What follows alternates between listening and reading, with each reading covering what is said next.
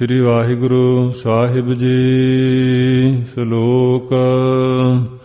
ਸਰਬ ਕਲਾ ਭਰਪੂਰ ਪ੍ਰਭ ਬਿਰਥਾ ਜਾਣਨਹਾਰ। ਵਾਹਿਗੁਰੂ ਜੀ ਕਾ ਖਾਲਸਾ ਵਾਹਿਗੁਰੂ ਜੀ ਕੀ ਫਤਿਹ। ਪਰਮ ਸਤਿਕਾਰਯੋਗ ਗੁਰੂ ਸਾਹਿਬ ਜੀ ਦੀ ਸਾਜੀ ਨਿਵਾਜੀ ਗੁਰੂ ਸਰੂਪ ਗੁਰੂ ਖਾਲਸਾ ਸਤਿ ਸੰਗ ਜੀਓ। ਆਪ ਸਰਬੱਤ ਸੰਗਤਾਂ ਗਰੀਬ ਨਿਵਾਜ ਸਤਿਗੁਰੂ ਗੁਰੂ ਨਾਨਕ ਸਾਹਿਬ ਜੀ ਦੇ ਪਾਵਨ ਦਰਬਾਰ ਵਿੱਚ ਸ੍ਰੀ ਗੁਰੂ ਗ੍ਰੰਥ ਸਾਹਿਬ ਜੀ ਦੀ ਪਾਵਨ ਪਵਿੱਤਰ ਹਜ਼ੂਰੀ ਅੰਮ੍ਰਿਤ ਵੇਲੇ ਦੇ ਸੁੰਦਰ ਦੀਵਾਨ ਸਜੇ।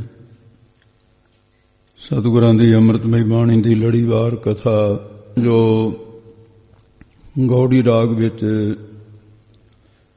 ਸ੍ਰੀ ਸੁਖਮਨੀ ਸਾਹਿਬ ਉਸ ਦੀਆਂ 14 ਅਸ਼ਟਪਦੀਆਂ ਹੋ ਚੁੱਕੀਆਂ।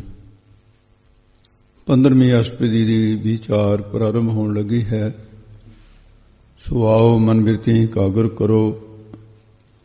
ਮੁੱਕਦੀ ਹੋਈ ਜ਼ਿੰਦਗੀ ਦੇ ਕੁਝ ਸਵਾਸ ਸਫਲੇ ਕਰ ਸਕੀਏ। ਗਰੀਬ ਨਿਵਾਜ ਸਤਿਗੁਰੂ ਸੁਣਨ ਦੀ ਸਮਰੱਥਾ ਸਰੋਤੇ ਜਨਾਂ ਨੂੰ ਬਖਸ਼ਣ ਔਰ ਉਚਾਰਨ ਕਰਨ ਵਾਲਿਆਂ ਨੂੰ ਉਸੇ ਪਰਮੇਸ਼ਰ ਦਾ ਆਸਰਾ ਹੈ। ਉਹੀ ਵਾਹਿਗੁਰੂ ਕਿਰਪਾ ਕਰੇ। ਆਪ ਜਪਾਏ ਜਪੇ ਸੋ ਨਾਉ ਆਪ ਗਾਵਾਏ ਸੋ ਹਰ ਗੁਣ ਗਾਓ। ਸੋ ਜਿਸ ਪ੍ਰਕਾਰ ਸਤਿਗੁਰੂ ਮਹਾਰਾਜ ਸਾਹਿਬ ਜੀ ਕਿਰਪਾ ਕਰਦੇ ਨੇ ਸੁਣਨਾ ਕਰੋ ਜੀ। ਸ਼ਲੋਕ। ਸਰਬ ਕਲਾ ਭਰਪੂਰ ਪ੍ਰਭ। ਸਤਿਗੁਰੂ ਜੀ ਸ਼ਲੋਕ ਦੇ ਵਿੱਚ ਪਹਿਲਾਂ ਵਾਹਿਗੁਰੂ ਪਰਮੇਸ਼ਰ ਦੀ ਸਮਰੱਥਾ ਦਾ ਵਰਣਨ ਕਰਦੇ ਕਿ ਜੋ ਪ੍ਰਭ ਵਾਹਿਗੁਰੂ ਪਰਮੇਸ਼ਰ ਹੈ ਸਰਬ ਸਾਰੀਆਂ ਕਲਾ ਸ਼ਕਤੀਆਂ ਕਰਕੇ ਭਰਪੂਰ ਹੈ, ਪਰਿਪੂਰਨ ਹੈ। ਯਾਨੀ ਕੋਈ ਐਸੀ ਸ਼ਕਤੀ ਨਹੀਂ ਜਿਹੜੀ ਵਾਹਿਗੁਰੂ ਵਿੱਚ ਨਹੀਂ ਹੈ ਤੇ ਕੋਈ ਐਸਾ ਗੁਣ ਨਹੀਂ ਹੈ ਜਿਹੜਾ ਗੁਣ ਵਾਹਿਗੁਰੂ ਵਿੱਚ ਨਹੀਂ ਹੈ। ਸਭ ਗੁਣ ਤੇਰੇ ਮੈਂ ਨਾਹੀਂ ਕੋਏ। ਉਹ ਗੁਣਾਂ ਦਾ ਸਮੁੰਦਰ ਹੈ। ਭਰਪੂਰ ਦਾ ਅਰਥ ਹੈ ਲਵਾਲਵ ਭਰਿਆ ਹੋਇਆ ਹੈ। ਕਿਸੇ ਪਾਸੇ ਕੋਈ ਊਣਤਾਈ ਨਹੀਂ, ਨਾ ਗੁਣਾਂ ਦੀ ਨਾ ਸ਼ਕਤੀਆਂ ਦੀ। ਐਸਾ ਵਾਹਿਗੁਰੂ ਹੈ। ਬਿਰਥਾ ਜਾਣਨਹਾਰ। ਫਿਰ ਉਹ ਵਾਹਿਗੁਰੂ ਬਿਰਥਾ ਨਾਮ ਪੀੜਾ ਦਾ ਹੈ।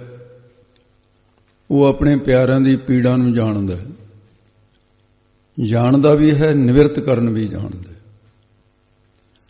ਜਾਂ ਫਿਰ ਇਉਂ ਕਹੋ ਜਿਹੜਾ ਜਾਣਨਹਾਰ ਵਾਹਿਗੁਰੂ ਨੂੰ ਜਾਣਨ ਵਾਲਾ ਹੈ, ਬ੍ਰਹਮ ਵੇਤਾ, ਉਹਦਾ ਜਨਮ ਵਿਅਰਥ ਨਹੀਂ ਜਾਂਦਾ, ਬਾਕੀ ਦਾ ਵਿਅਰਥ ਜਾ ਰਿਹਾ ਹੈ। ਉਹ ਸਫਲਾ ਹੋ ਗਿਆ। ਜਾਂ ਫਿਰ ਜਿਹੜੇ ਜਾਣਨਹਾਰ ਵਾਹਿਗੁਰੂ ਪਰਮੇਸ਼ਰ ਨੂੰ ਨਾ ਉਹ ਪਰਮੇਸ਼ਰ ਦੀ ਜਾਣ ਕਰਕੇ ਬੰਦਗੀ ਕਰਦੇ ਹੈ ਤਾਂ ਪਰਮੇਸ਼ਰ ਵਾਹਿਗੁਰੂ ਫਿਰ ਉਹਨਾਂ ਨੂੰ ਉਹਨਾਂ ਦੇ ਹਿਰਦੇ ਨੂੰ ਗਿਆਨ ਤੋਂ ਬਿਰਥਾ ਖਾਲੀ ਨਹੀਂ ਜਾਣ ਦਿੰਦੇ। ਬਿਰਥਾ ਪੀੜਾ ਨਾਮ ਵੀ ਹੈ, ਬਿਰਥਾ ਵਿਅਰਥ ਦਾ ਨਾਮ ਵੀ ਹੈ, ਬਿਰਥਾ ਖਾਲੀ ਦਾ ਨਾਮ ਵੀ ਹੈ। ਉਹ ਖਾਲੀ ਨਹੀਂ ਰਹਿਣ ਦਿੰਦੇ, ਉਹਨਾਂ ਦੇ ਹਿਰਦਿਆਂ ਨੂੰ ਆਨੰਦ ਨਾਲ ਭਰ ਦਿੰਦੇ ਹਨ। ਜਾ ਕੈ ਸਿਮਰਨ ਉਬਰੀਐ। ਜਿਸ ਵਾਹਿਗੁਰੂ ਦਾ ਸਿਮਰਨ ਕਰਨ ਦੇ ਨਾਲ ਯਾਨੀ ਉਹਨੂੰ ਯਾਦ ਕਰਨ ਦੇ ਨਾਲ ਸੰਸਾਰ ਸਮੁੰਦਰ ਤੋਂ ਉਧਰੀਐ, ਉਧਰ ਜਾਈਦਾ ਜਾਣੀ ਤਰ ਜਾਈਦਾ। ਇਹਦੇ ਵਿੱਚ ਡੁੱਬਦਾ ਨਹੀਂ ਪਦਾਰਥਾਂ ਦੇ ਪਾਣੀ ਵਿੱਚ। ਨਾਨਕ ਤਿਸ ਬਲਿਹਾਰ। ਉਸ ਤੋਂ ਬਲਿਹਾਰ ਕੁਰਬਾਨ ਜਾਈਏ। ਐਸਾ ਜੋ ਵਾਹਿਗੁਰੂ ਹੈ ਬਲਿਹਾਰ ਕੁਰਬਾਨ ਜਾਣਾ ਬਣਦਾ। ਅੱਗੇ ਹੁਣ ਅਸ਼ਟਪਦੀ ਦੇ ਅੰਦਰ ਵਾਹਿਗੁਰੂ ਦੇ ਗੁਣ ਖੋਲ੍ਹਦੇ ਹਨ ਤੇ ਸਤਿਗੁਰੂ ਮਹਾਰਾਜ ਸਾਹਿਬ ਜੀ ਨੇ ਜੋ ਇੱਥੇ ਨਾਮ ਦੀਆਂ ਬਰਕਤਾਂ ਦਸੀਆਂ, ਜਿਸ ਵਾਹਿਗੁਰੂ ਦੇ ਸਿਮਰਨ ਦੇ ਨਾਲ ਉਧਾਰ ਹੁੰਦਾ ਹੈ। ਮਹਾਰਾਜ ਸਾਹਿਬ ਜੀ ਫਰਮਾਨ ਕਰਦੇ ਵੀ ਉਸ ਤੋਂ ਬਲਿਹਾਰ ਜਾਈਏ, ਕੁਰਬਾਨ ਜਾਈਏ। ਅਸ਼ਟਪਦੀ ਟੂਟੀ ਗਾਢਨਹਾਰ ਗੋਪਾਲ। ਤੇ ਜੋ ਗੋ ਨਾਮ ਪ੍ਰਿਥਵੀ ਦਾ, ਪਾਲ ਨਾਮ ਪਾਲਣਾ ਕਰਨ ਦਾ, ਜਿਹੜਾ ਧਰਤੀ ਦਾ ਪਾਲਕ ਐਸਾ ਗੋਪਾਲ ਵਾਹਿਗੁਰੂ ਪਰਮੇਸ਼ਰ ਹੈ। ਉਹ ਫਿਰ ਟੁੱਟੀਆਂ ਹੋਈਆਂ ਬਿਰਤੀਆਂ ਨੂੰ ਆਪਣੇ ਨਾਲ ਗੰਢ ਲਾ ਦਿੰਦਾ ਹੈ। ਜਿਵੇਂ ਟੁੱਟੀ ਹੋਈ ਚੀਜ਼ ਨੂੰ ਜੋੜ ਲਾ ਦੇਦੀ ਹੈ। ਲੱਕੜ ਟੁੱਟ ਜਾਏ ਲੱਕੜ ਨੂੰ ਜੋੜ ਲਾਉਂਦੇ, ਲੋਹਾ ਟੁੱਟ ਜਾਏ ਲੋਹੇ ਨੂੰ ਜੋੜ ਲਾਉਂਦੇ ਹੈ। ਸੋਨੇ ਦੇ ਗਹਿਣੇ ਟੁੱਟ ਜਾਣ ਉਹਨੂੰ ਟੰਕੇ ਲਾਉਂਦੇ ਹੈ, ਤੇ ਰੱਸੀ ਟੁੱਟ ਜਾਏ ਉਸ ਨੂੰ ਗੰਢ ਦੇ ਲਈਦੀ ਹੈ। ਇਉਂ ਫਿਰ ਉਹ ਗੰਢਣਹਾਰ ਵਾਲਾ ਹੈ। ਗੰਢਣਹਾਰ ਜਾਣੀ ਉਸ ਨੂੰ ਗੰਢ ਲਾ ਕੇ ਜਾਣੀ ਟੁੱਟੇ ਹੋਏ ਨੂੰ ਦੁਬਾਰੇ ਜੋੜ ਦਿੰਦਾ ਹੈ। ਇਹ ਵਾਹਿਗੁਰੂ ਪਰਮੇਸ਼ਰ ਦੀ ਸਮਰੱਥਾ ਹੈ। ਇਹਦੇ ਉੱਤੇ ਇਤਿਹਾਸਕ ਘਟਨਾ ਅਗਰ ਉਸ ਨੂੰ ਚਲੋ ਪੂਰੇ ਵਿਸਤਾਰ ਨਾਲ ਤਾਂ ਨਹੀਂ ਆਪਾਂ ਕਹਿ ਸਕਦੇ। ਅੰਮ੍ਰਿਤ ਵੇਲਾ ਜਿਹੜਾ ਹੈ ਇਹ ਥੋੜੀਆਂ ਜਿਹੀਆਂ ਟੂਕ ਮਾਤਰ ਗੱਲਾਂ ਹੀ ਹੁੰਦੀਆਂ ਇਤਿਹਾਸ ਦੀਆਂ। 10ਵੇਂ ਜਾਮੇ ਦੇ ਵਿੱਚ ਇਹ ਕਰਤਵ ਕਰਕੇ ਵਿਖਾਇਆ। ਟੁੱਟਿਆ ਹੋਇਆਂ ਨੂੰ ਕਿਵੇਂ ਜੋੜਦੇ ਹੈ। 10 ਜਾਮਿਆਂ ਦੇ ਵਿੱਚ ਕਿੰਨਿਆਂ ਨੂੰ ਜੋੜਿਆ ਟੁੱਟਿਆ ਹੋਇਆਂ ਨੂੰ। ਤੋ ਇਸ ਪ੍ਰਕਾਰ ਫਿਰ ਵਾਹਿਗੁਰੂ ਪਰਮੇਸ਼ਰ ਜਿਹੜਾ ਹੈ ਉਹ ਟੁੱਟਿਆਂ ਨੂੰ ਕਿਵੇਂ ਗੰਢਦਾ ਹੈ, ਇਹਦੇ 'ਚ ਇਤਿਹਾਸਕ ਤੱਥ ਹੈ। ਜੇ ਸਾਰੇ ਗੁਰੂ ਸਾਹਿਬਾਨਾਂ ਦੀ ਗੱਲ ਕਰੀਏ ਤਾਂ ਫਿਰ ਬਹੁਤ ਲੰਮੀ ਹੋਗੀ। ਤੇ ਮਹਾਰਾਜ ਸਾਹਿਬ ਸੱਚੇ ਪਾਤਸ਼ਾਹ 10ਵੇਂ ਜਾਮੇ ਦੇ ਵਿੱਚ ਜਦੋਂ ਅਨੰਦਪੁਰ ਸਾਹਿਬ ਬਿਰਾਜਮਾਨ ਸਨ, 7 ਮਹੀਨੇ ਤੋਂ ਉੱਪਰ ਘੇਰਾ ਚਲਿਆ ਗਿਆ। 8 ਮਹੀਨੇ ਇਸ ਕਰਕੇ ਕਹਿੰਦੇ ਆ ਵੀ 8 ਮਹੀਨੇ ਵੀ ਹੋ ਗਏ ਜਾਂ 8 ਮਹੀਨੇ ਤੋਂ ਕੁਝ ਥੋੜਾ ਬਹੁਤ ਘੱਟ ਵੱਧ ਹੋਏਗਾ। ਤੇ ਉੱਥੇ ਫਿਰ ਘੇਰੇ ਦੇ ਵਿੱਚ ਬੇਵਸ ਹੋ ਕੇ ਭੁੱਖ ਦੇ ਦੁੱਖ ਤੋਂ ਤੰਗ ਹੋ ਕੇ ਸਿੰਘਾਂ ਨੇ ਬੇਦਾਵਾ ਲਿਖ ਦਿੱਤਾ। ਤੇ ਇਸ ਬੇਦਾਵੇ ਦੀ ਗੱਲ 2 ਤਰ੍ਹਾਂ ਕਰਕੇ ਤਵਾਰੀਖ ਦੇ ਵਿੱਚ ਗਿਆਨੀ ਗਿਆਨ ਸਿੰਘ ਨੇ ਲਿਖਿਆ ਵੀ ਇਹ ਬੇਦਾਵਾ ਜਿਹੜਾ ਲਿਖਿਆ ਗਿਆ ਅਨੰਦਪੁਰ ਸਾਹਿਬ ਲਿਖਿਆ ਗਿਆ। ਭਾਈ ਸੰਤੋਖ ਸਿੰਘ ਸਾਹਿਬ ਨੇ ਸੂਰਜ ਪ੍ਰਕਾਸ਼ ਦੇ ਵਿੱਚ ਲਿਖਿਆ ਵੀ ਇਹ ਬੇਦਾਵਾ ਮਾਲਵੇ ਦੀ ਧਰਤੀ ਵਿੱਚ ਲਿਖਿਆ ਗਿਆ। ਇਹ ਲਿਖਾਰੀਆਂ ਦੇ ਆਪਸ ਵਿੱਚ ਕੁਝ ਲੇਖਣ ਦੇ ਵਿੱਚ ਫਰਕ ਹੋ ਸਕਦਾ ਹੈ। ਸੰਪਰਦਾ ਦੇ ਮਹਾਂਪੁਰਸ਼ਾਂ ਨੇ ਮਾਲਵੇ ਵਾਲਾ ਵੀ ਰਾਮਿਆਣੇ ਉੱਥੇ ਬੈਠ ਕੇ ਲਿਖਿਆ ਗਿਆ ਬੇਦਾਵਾ। ਪਰ ਗਿਆਨੀ ਗਿਆਨ ਸਿੰਘ ਜੀ ਨੇ ਸਾਬਤ ਕੀਤਾ ਇਸ ਕਰਕੇ ਜਿਹੜੇ ਤਵਾਰੀਖ ਪੜ੍ਹਨ ਵਾਲੇ ਆ ਢਾਡੀ ਸਿੰਘ ਉਹ ਸਾਰੇ ਕਥਾਵਾਚਕ ਪ੍ਰਚਾਰਕ ਅਨੰਦਪੁਰ ਸਾਹਿਬ ਨੂੰ ਮੁੱਖ ਰੱਖਦੇ। ਸੰਪਰਦਾ ਦੇ ਵਿੱਚ ਭਾਈ ਸੰਤੋਖ ਸਿੰਘ ਦਾ ਸਤਿਕਾਰ ਕਰਦਿਆਂ ਜੀ ਉਹਨਾਂ ਨੇ ਲਿਖਿਆ। ਇਹ ਵੀ ਗੱਲ ਹੋ ਸਕਦੀ ਹੈ, ਇਹ ਹੁਣ ਵਾਹਿਗੁਰੂ ਜਾਣੇ, ਜਿਵੇਂ ਵੀ ਹੈ ਪਰ ਮਹਾਂਪੁਰਸ਼ਾਂ ਨੇ ਐਸਾ ਮੰਨਿਆ ਤੇ ਉੱਥੇ ਬੇਦਾਵਾ ਲਿਖਿਆ ਤਾਂ ਇੱਥੇ ਲੋਕ ਪੰਚਾਇਤਾਂ ਇਕੱਠੇ ਹੋ ਕੇ ਸੁਲ੍ਹਾ ਕਰਾਉਣ ਦੀ ਗੱਲ ਸੀ ਤੇ ਉਹਨਾਂ ਵਾਲੀ ਉਹ ਗੱਲ ਵੀ ਦੁਬਾਰੇ ਇਸ ਤਰ੍ਹਾਂ ਦੁਹਰਾਈ ਗਈ ਹੈ। ਐਸੀ ਹੋ ਸਕਦੀ ਹੈ, ਕੁਝ ਵੀ ਹੋਵੇ ਪਰ ਬੇਦਾਵਾ ਲਿਖਿਆ ਗਿਆ। ਉਹ ਭਾਵੇਂ ਮਾਲਵੇ ਦੀ ਧਰਤੀ 'ਚ ਲਿਖਿਆ ਗਿਆ, ਭਾਵੇਂ ਅਨੰਦਪੁਰ ਸਾਹਿਬ ਲਿਖਿਆ ਗਿਆ। ਜਦੋਂ 20,000 ਫੌਜ ਲੈ ਕੇ ਸੂਬਾ ਸਰਹੰਦ ਗੁਰੂ ਸਾਹਿਬ ਜੀ ਦੇ 4 ਸਾਹਿਬਜ਼ਾਦੇ ਸ਼ਹੀਦ ਵੀ ਹੋ ਗਏ, ਪਰ ਇਹਦਾ ਈਰਖਾ ਦੀ ਅੱਗ ਦੇ ਭਾਂਬੜ ਜੇ ਮਚਦੇ ਸਨ ਕਿ ਗੁਰੂ ਗੋਬਿੰਦ ਸਿੰਘ ਜੀ ਦਾ ਨਹੀਂ ਰਹਿਣਾ ਚਾਹੀਦਾ। ਜਦੋਂ ਮਹਾਰਾਜ ਸਾਹਿਬ ਜੀ ਮੁਕਤਸਰ ਸਾਹਿਬ ਵਾਲੀ ਜਗ੍ਹਾ ਉੱਥੇ ਦੇ ਜਾਣੂ ਸਿੱਖਾਂ ਨੂੰ ਪੁੱਛਿਆ ਸੀ ਕਿ ਲੜਨ ਵਾਸਤੇ ਕੋਈ ਚੰਗ, ਕਹਿੰਦੇ ਮਹਾਰਾਜ ਆਹ ਹੈ ਢਾਬ ਹੈ ਇੱਕ ਪਾਣੀ ਦੀ, ਇਹਦੇ ਆਲੇ ਦੁਆਲੇ ਕਈ ਕੋਹਾਂ ਤੱਕ ਪਾਣੀ ਨਹੀਂ ਹੈ, ਆਪਾਂ ਪਾਣੀ ਘੇਰ ਲਈਏ ਇੱਥੇ ਜੰਗ ਚੰਗਾ। ਉੱਚੀ ਟਿੱਬੀ ਤੇ ਮਹਾਰਾਜ ਨੇ ਸਥਾਨ ਆਪਣਾ ਬਣਾਇਆ ਲੜਨ ਵਾਸਤੇ। ਟਾਂਗੂ ਨੇ ਦੱਸਿਆ ਜੀ ਫੌਜ ਨੇੜੇ ਆ ਗਈ। ਮਹਾਰਾਜ ਹੱਸ ਕੇ ਕਹਿੰਦੇ ਕੋਈ ਨਹੀਂ, ਰੋਕਣ ਵਾਲੇ ਵੀ ਨੇੜੇ ਆ ਗਏ। ਮਹਾਰਾਜ ਕੌਣ? ਕਹਿੰਦੇ ਕੋਈ ਨਹੀਂ, ਤੁਸੀਂ ਵੇਖ ਲਿਓ। ਤੇ ਜਿਸ ਵੇਲੇ ਇਹ ਬੇਦਾਵਾ ਲਿਖਣ ਵਾਲੇ ਆਪਣੇ ਘਰਾਂ ਵਿੱਚ ਗਏ, ਸਿੰਘਣੀਆਂ ਨੇ ਮੂੰਹ ਨਹੀਂ ਸੀ ਲਾਇਆ ਉਹਨਾਂ ਨੂੰ ਕਿ ਗੁਰੂ ਨੂੰ ਧੋਖਾ ਦੇ ਕੇ ਆਏ, ਬਲਕਿ ਬੀਬੀ ਭਾਗ ਕੌਰ ਦਸਤਾਰ ਸਜਾ ਕੇ ਮਰਦਾਵੇਂ ਕੱਪੜੇ ਪਾ ਕੇ ਮਰਦਾਂ ਵਾਲੇ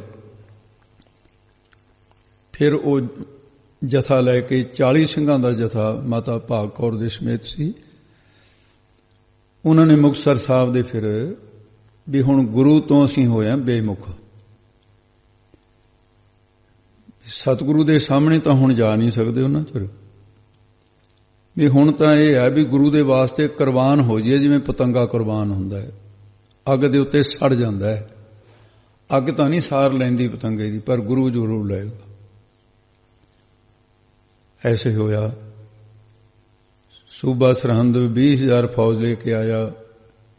ਸਰਦਾਰ ਮਹਾਂ ਸਿੰਘ ਜਥੇਦਾਰ ਨੇ ਆਪਣੀਆਂ ਚਾਦਰਾਂ ਕਛਹਿਰੇ ਉਹ ਝਾੜਾਂ ਤੇ ਪਾ ਕੇ ਸ਼ੋਅ ਕੀਤਾ ਵੀ ਇੱਥੇ ਤੰਬੂ ਲੱਗੇ ਹੋਏ ਆ, ਖਾਲਸੇ ਦੀ ਸ਼ੋਅ ਨਹੀਂ ਹੈ। ਉੱਥੇ ਰੋਕ ਲਿਆ ਜਿੱਧਰੋਂ ਆ ਰਹੇ ਸੀ। ਕਟਾਵੜੀ ਹੋਈ, ਜੰਗ ਹੋਇਆ। ਮਹਾਰਾਜ ਟਿੱਬੀ ਸਾਹਿਬ ਤੋਂ ਤੀਰ ਚਲਾਉਂਦੇ ਰਹੇ। ਖਾਲਸੇ ਨੇ ਆਪਣੀ ਮਿਸਾਲ ਆਪੇ ਸੀ ਸਾਰੀ ਜੰਗ ਮਹਾਰਾਜ ਦੇ। ਅਖੀਰ ਦੇ ਵਿੱਚ ਬਹੁਤ ਤੁਰਕ ਮਾਰੇ ਗਏ। ਸੂਬਾ ਸਰਹੰਦ ਦੇ ਬੁੱਲ੍ਹਾਂ ਨੂੰ ਸਿਕੜੀ ਆ ਗਈ। ਉਹਨੇ ਪੁੱਛਿਆ ਬਈ ਪਾਣੀ ਦਾ ਕੋਈ ਇੰਤਜ਼ਾਮ ਹੋ ਸਕਦਾ? ਫੌਜ ਪਿਆਸੀ ਜ਼ਿਆਦਾ ਮਰ ਰਹੀ ਹੈ ਲੜਨ ਦੇ ਨਾਲੋਂ, ਕਿਉਂਕਿ ਜੰਗ ਵਿਸਾਖ 'ਚ ਹੋਇਆ ਸੀ, ਇਹ 22 ਵਿਸਾਖ ਨੂੰ। ਇਹ ਤਾਂ ਬਦਲ ਕੇ ਜੰਗ ਜਿਹੜਾ ਨਾ ਫਿਰ ਉਹ ਮਾਘੀ ਮਨਾਉਣ ਦੀ ਗੱਲ ਜਿਹੜੀ ਇਹ ਇੱਕ ਲਹਿਦਾ ਪ੍ਰਸੰਗ ਹੈ, ਉਹ ਕਿਤੇ ਫਿਰ ਆਪ ਜੀ ਨੂੰ ਸੁਣਾ ਦਿੱਤਾ ਜਾਏਗਾ। 22 ਵਿਸਾਖ ਦਾ ਜੰਗ ਸੀ ਇਹ। ਤੇ ਜਿਸ ਵੇਲੇ ਸੂਬਾ ਸਰਹੰਦ ਨੂੰ ਪੂਰੇ ਨੇ ਕਿਹਾ, ਕਹਿਣ ਲੱਗੇ ਬਾਤ ਇਹ ਹੈ ਵੀ ਜੇ ਅੱਗੇ ਨੂੰ ਜਾਵਾਂਗੇ ਤਾਂ ਵੀ ਪਾਣੀ ਜਿਹੜਾ 30 ਕੋਹਾਂ ਤੇ ਹੈ, ਜੇ ਸੱਜੇ ਨੂੰ ਜਾਓ ਤਾਂ ਵੀ 30 ਕੋਹਾਂ ਤੇ ਹੈ, ਖੱਬੇ ਨੂੰ ਜਾਓ ਤਾਂ ਵੀ 30 ਕੋਹਾਂ ਤੇ ਪਾਣੀ ਨਹੀਂ ਹੈ। ਜੇ ਪਿੱਛੇ ਨੂੰ ਮੁੜੀਏ ਜਿੱਧਰੋਂ ਆਏ ਆ ਉੱਥੇ 10 ਕੋਹਾਂ ਤੇ ਹੈ। ਉਹ ਕਹਿੰਦਾ ਵੀ ਫਿਰ ਹੁਣ ਮੁੜਨਾ ਪਊਗਾ, ਪਾਣੀ ਤੋਂ ਬਿਨਾਂ ਤਾਂ ਫੌਜ ਬਹੁਤ ਆਪਣੇ ਆਪ ਹੀ ਮਰ ਰਹੀ ਹੈ, ਪਾਣੀ ਨੇ ਬਹੁਤ ਮਾਰਤੇ ਪਿਆਸੇ ਨੇ, ਤੇ ਫਿਰ ਕੀ ਕੀਤਾ ਜਾਏ? ਕਹਿੰਦਾ ਜਿਹੜੇ ਮਰ ਗਏ ਇਹਨਾਂ ਨੂੰ ਦਫਨਾ ਦਈਏ। ਉਹ ਕਹਿੰਦੇ ਤੁਸੀਂ ਜਿਉਂਦਿਆਂ ਨੂੰ ਸਾਂਭ ਲਓ, ਉਹੀ ਬਹੁਤ ਨਾ, ਮਰਿਆ ਹੁਣ ਸਾਂਭੋ ਚਾਹੇ ਨਾ ਸਾਂਭੋ। ਇਹ ਹਾਰ ਖਾ ਕੇ ਪਿੱਛੇ ਮੁੜਿਆ।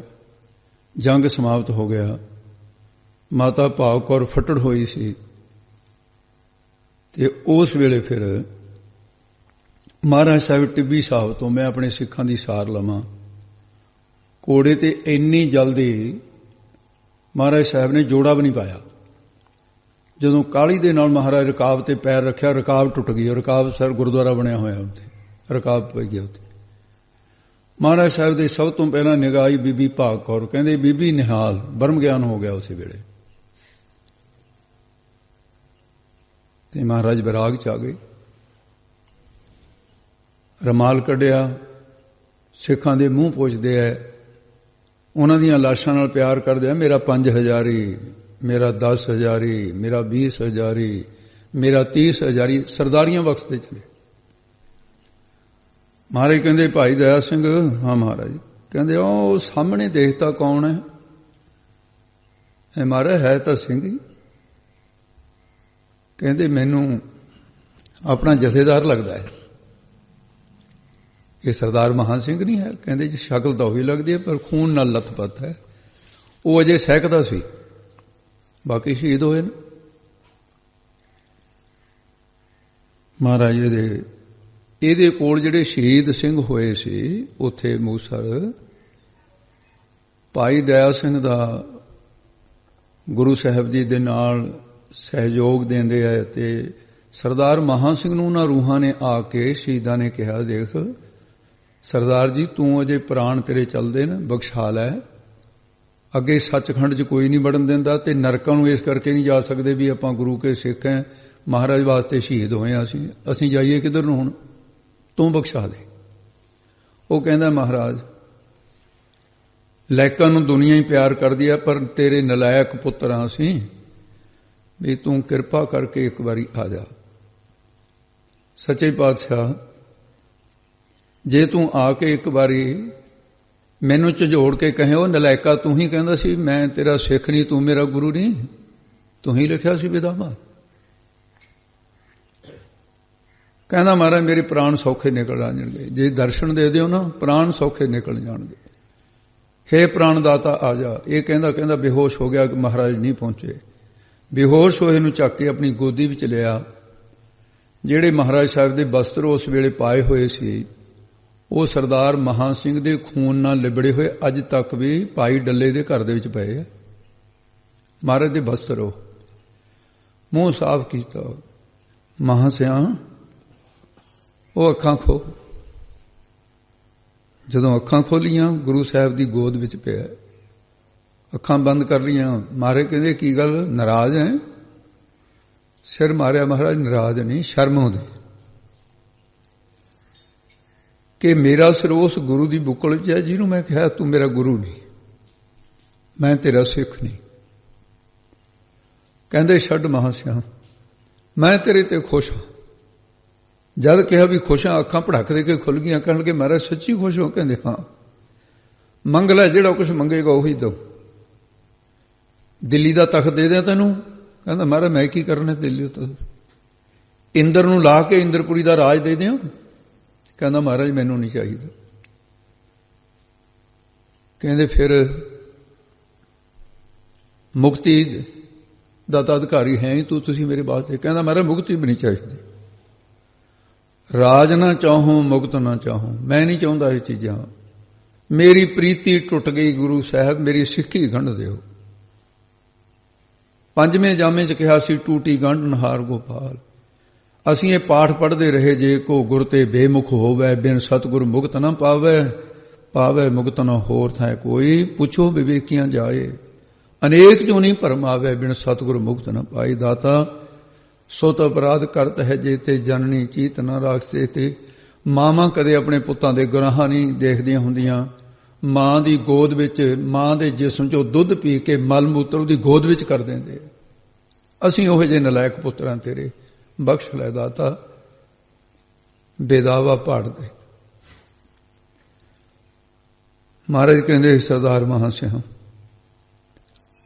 ਮੇਰਾ ਪਰਿਵਾਰ ਵਿਛੜ ਗਿਆ, ਬਹੁਤ ਸਿੰਘ ਸ਼ਹੀਦ ਹੋ ਗਏ। 5 ਪਿਆਰਿਆਂ 'ਚੋਂ 3 ਪਿਆਰੇ ਵੀ ਸ਼ਹੀਦ ਹੋ। ਆਨੰਦਪੁਰ ਸਾਹਿਬ ਉਜੜ ਗਿਆ। ਉਹ 4 ਉਂਗਲ ਦਾ ਕਾਗਜ਼ ਖਬਰ ਹੈ ਕਿੱਥੇ ਗਿਆ ਭਾਈ, ਹੈ ਨਹੀਂ ਮੇਰੇ ਕੋਲ, ਮੈਂ ਕਿੱਥੋਂ ਪੜਾਂ। ਬਸ ਜਦੇ ਬੇਹੋਸ਼ ਹੋ ਗਿਆ। ਫਿਰ ਸਹਿਨ ਨਹੀਂ ਹੋਈ ਵੀ ਓਹੋ ਬੇਦਾਵਾ ਤਾਂ ਪਾੜਿਆ ਨਹੀਂ ਗਿਆ। ਫਿਰ ਉਹ ਤਾਂ ਰਹਿ ਗਿਆ ਉਸੇ ਤਰ੍ਹਾਂ। ਅਸੀਂ ਲਿਖਿਆ ਸੀ ਤੂੰ ਸਾਡਾ ਗੁਰੂ ਨਹੀਂ, ਅਸੀਂ ਤੇਰੇ ਸਿੱਖ ਨਹੀਂ। ਫਿਰ ਮਹਾਰਾਜ ਨੇ ਇਹ ਪਰਖਣਾ ਸੀ। ਕਹਿਣ ਲੱਗੇ ਸਰਦਾਰ ਮਹਾਂ ਸਿਆਂ, ਮੈਂ ਤਾਂ ਤੇਰਾ ਪ੍ਰੀਖਿਆ ਹੀ ਕਰਦਾ ਸੀ, ਤੇਰੀ ਪ੍ਰੀਤੀ ਸੱਚੀ ਹੈ। ਆ ਲੈ ਤੇਰੇ ਨਾਲਦਿਆਂ ਨੂੰ ਵੀ ਤੇ ਤੈਨੂੰ ਵੀ ਬਖਸ਼ਣ ਲੱਗੇ। ਅੱਖਾਂ ਖੋਲੀਆਂ, ਕਮਰ ਕਸੇ ਦੇ ਵਿੱਚੋਂ ਬੇਦਾਵਾ ਲਿਖ ਕੇ ਕਹਿੰਦੇ ਦੇਖ ਤਾਂ ਇਹੀ ਹੈ? ਕਹਿੰਦੇ ਹਾਂ ਮਹਾਰਾਜ। ਕਹਿੰਦੇ ਹਿੱਕ ਨਾਲ ਲਾ ਕੇ ਰੱਖਿਆ ਸੀ, ਜਿੰਨਾ ਚਿਰ ਮੈਂ ਸੰਸਾਰ ਵਿੱਚ ਆ ਉਨਾ ਚਿਰ ਤੇਰਾ ਬੇਦਾਵਾ ਤੁਹਾਡਾ ਲਿਖਿਆ ਕੋਲ ਰੱਖਣਾ ਸੀ। ਇਹ ਮੇਰੇ ਨਾ, ਜੇ ਬਖਸ਼ਾਉਣ ਆ ਗਏ ਕੋਲ ਚਾਹੀਦਾ। ਇਹ ਰੱਖਿਆ ਸਾਂਭ ਕੇ।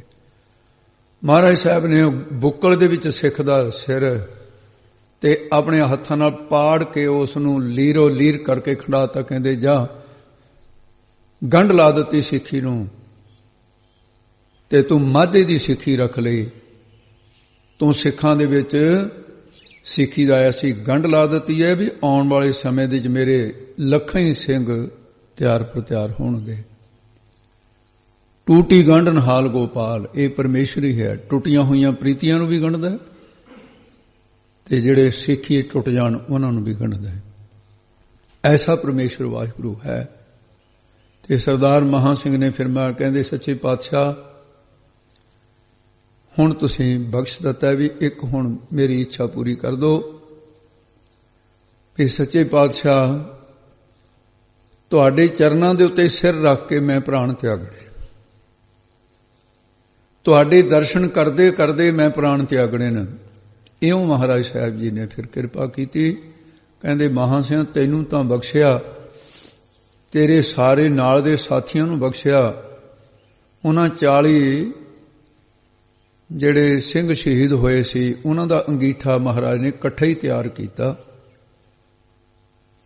ਇਹਨਾਂ ਦੇ ਇਸ਼ਨਾਨ ਕਰਾ ਕੇ ਝੰਡੇ ਨੂੰ ਮਹਾਰਾਜ ਸਾਹਿਬ ਨੇ ਆਪਣੇ ਹੱਥੀਂ, ਜਿਵੇਂ ਸੰਬੰਧੀ ਨੂੰ ਸੰਬੰਧੀ ਦਾਹ ਸੰਸਕਾਰ ਕਰਦੇ ਆ, ਮਹਾਰਾਜ ਨੇ ਆਪਣੇ ਹੱਥੀਂ ਝੰਡਾ ਲਾਇਆ।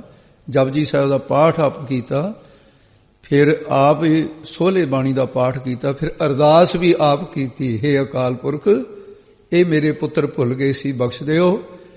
ਮੈਂ ਇਸ ਧਰਤੀ ਨੂੰ ਵਰਦਾਨ ਦਿੰਨਾ, ਜਿਹੜਾ ਵੀ ਕਿਸੇ ਸ਼ਹੀਦਾਂ ਦੀ ਧਰਤੀ ਤੇ ਇੱਕ ਜਪਜੀ ਸਾਹਿਬ ਦਾ ਪਾਠ ਕਰਕੇ, ਜਿਵੇਂ ਮੈਂ ਕੀਤਾ ਹੁਣ, ਆਹ ਜਿਹੜੀ ਜਿਹਨੂੰ ਛੱਪੜ ਕਿਹਾ ਜਾਂਦਾ ਸੀ, ਇਹ ਸਰੋਵਰ ਹੋਇਆ। ਮੈਂ ਇਹਨੂੰ ਮੁਕਤੀ ਦਾ ਸਰੋਵਰ ਕਹਿਣਾ ਅੱਜ ਤੋਂ ਬਾਅਦ। ਜਿਹੜਾ ਇਸ਼ਨਾਨ ਕਰਕੇ ਜਪਜੀ ਸਾਹਿਬ ਦਾ ਪਾਠ ਕਰੇ ਉਹਨੂੰ ਵੀ ਮੁਕਤ ਕਰ ਦਿਓ ਇਹਨਾਂ ਦੇ ਪਿੱਛੇ। ਇਹ ਮਹਾਰਾਜ ਸਾਹਿਬ ਨੇ ਟੂਟੀ ਗੰਢਨਹਾਰ ਗੋਪਾਲ।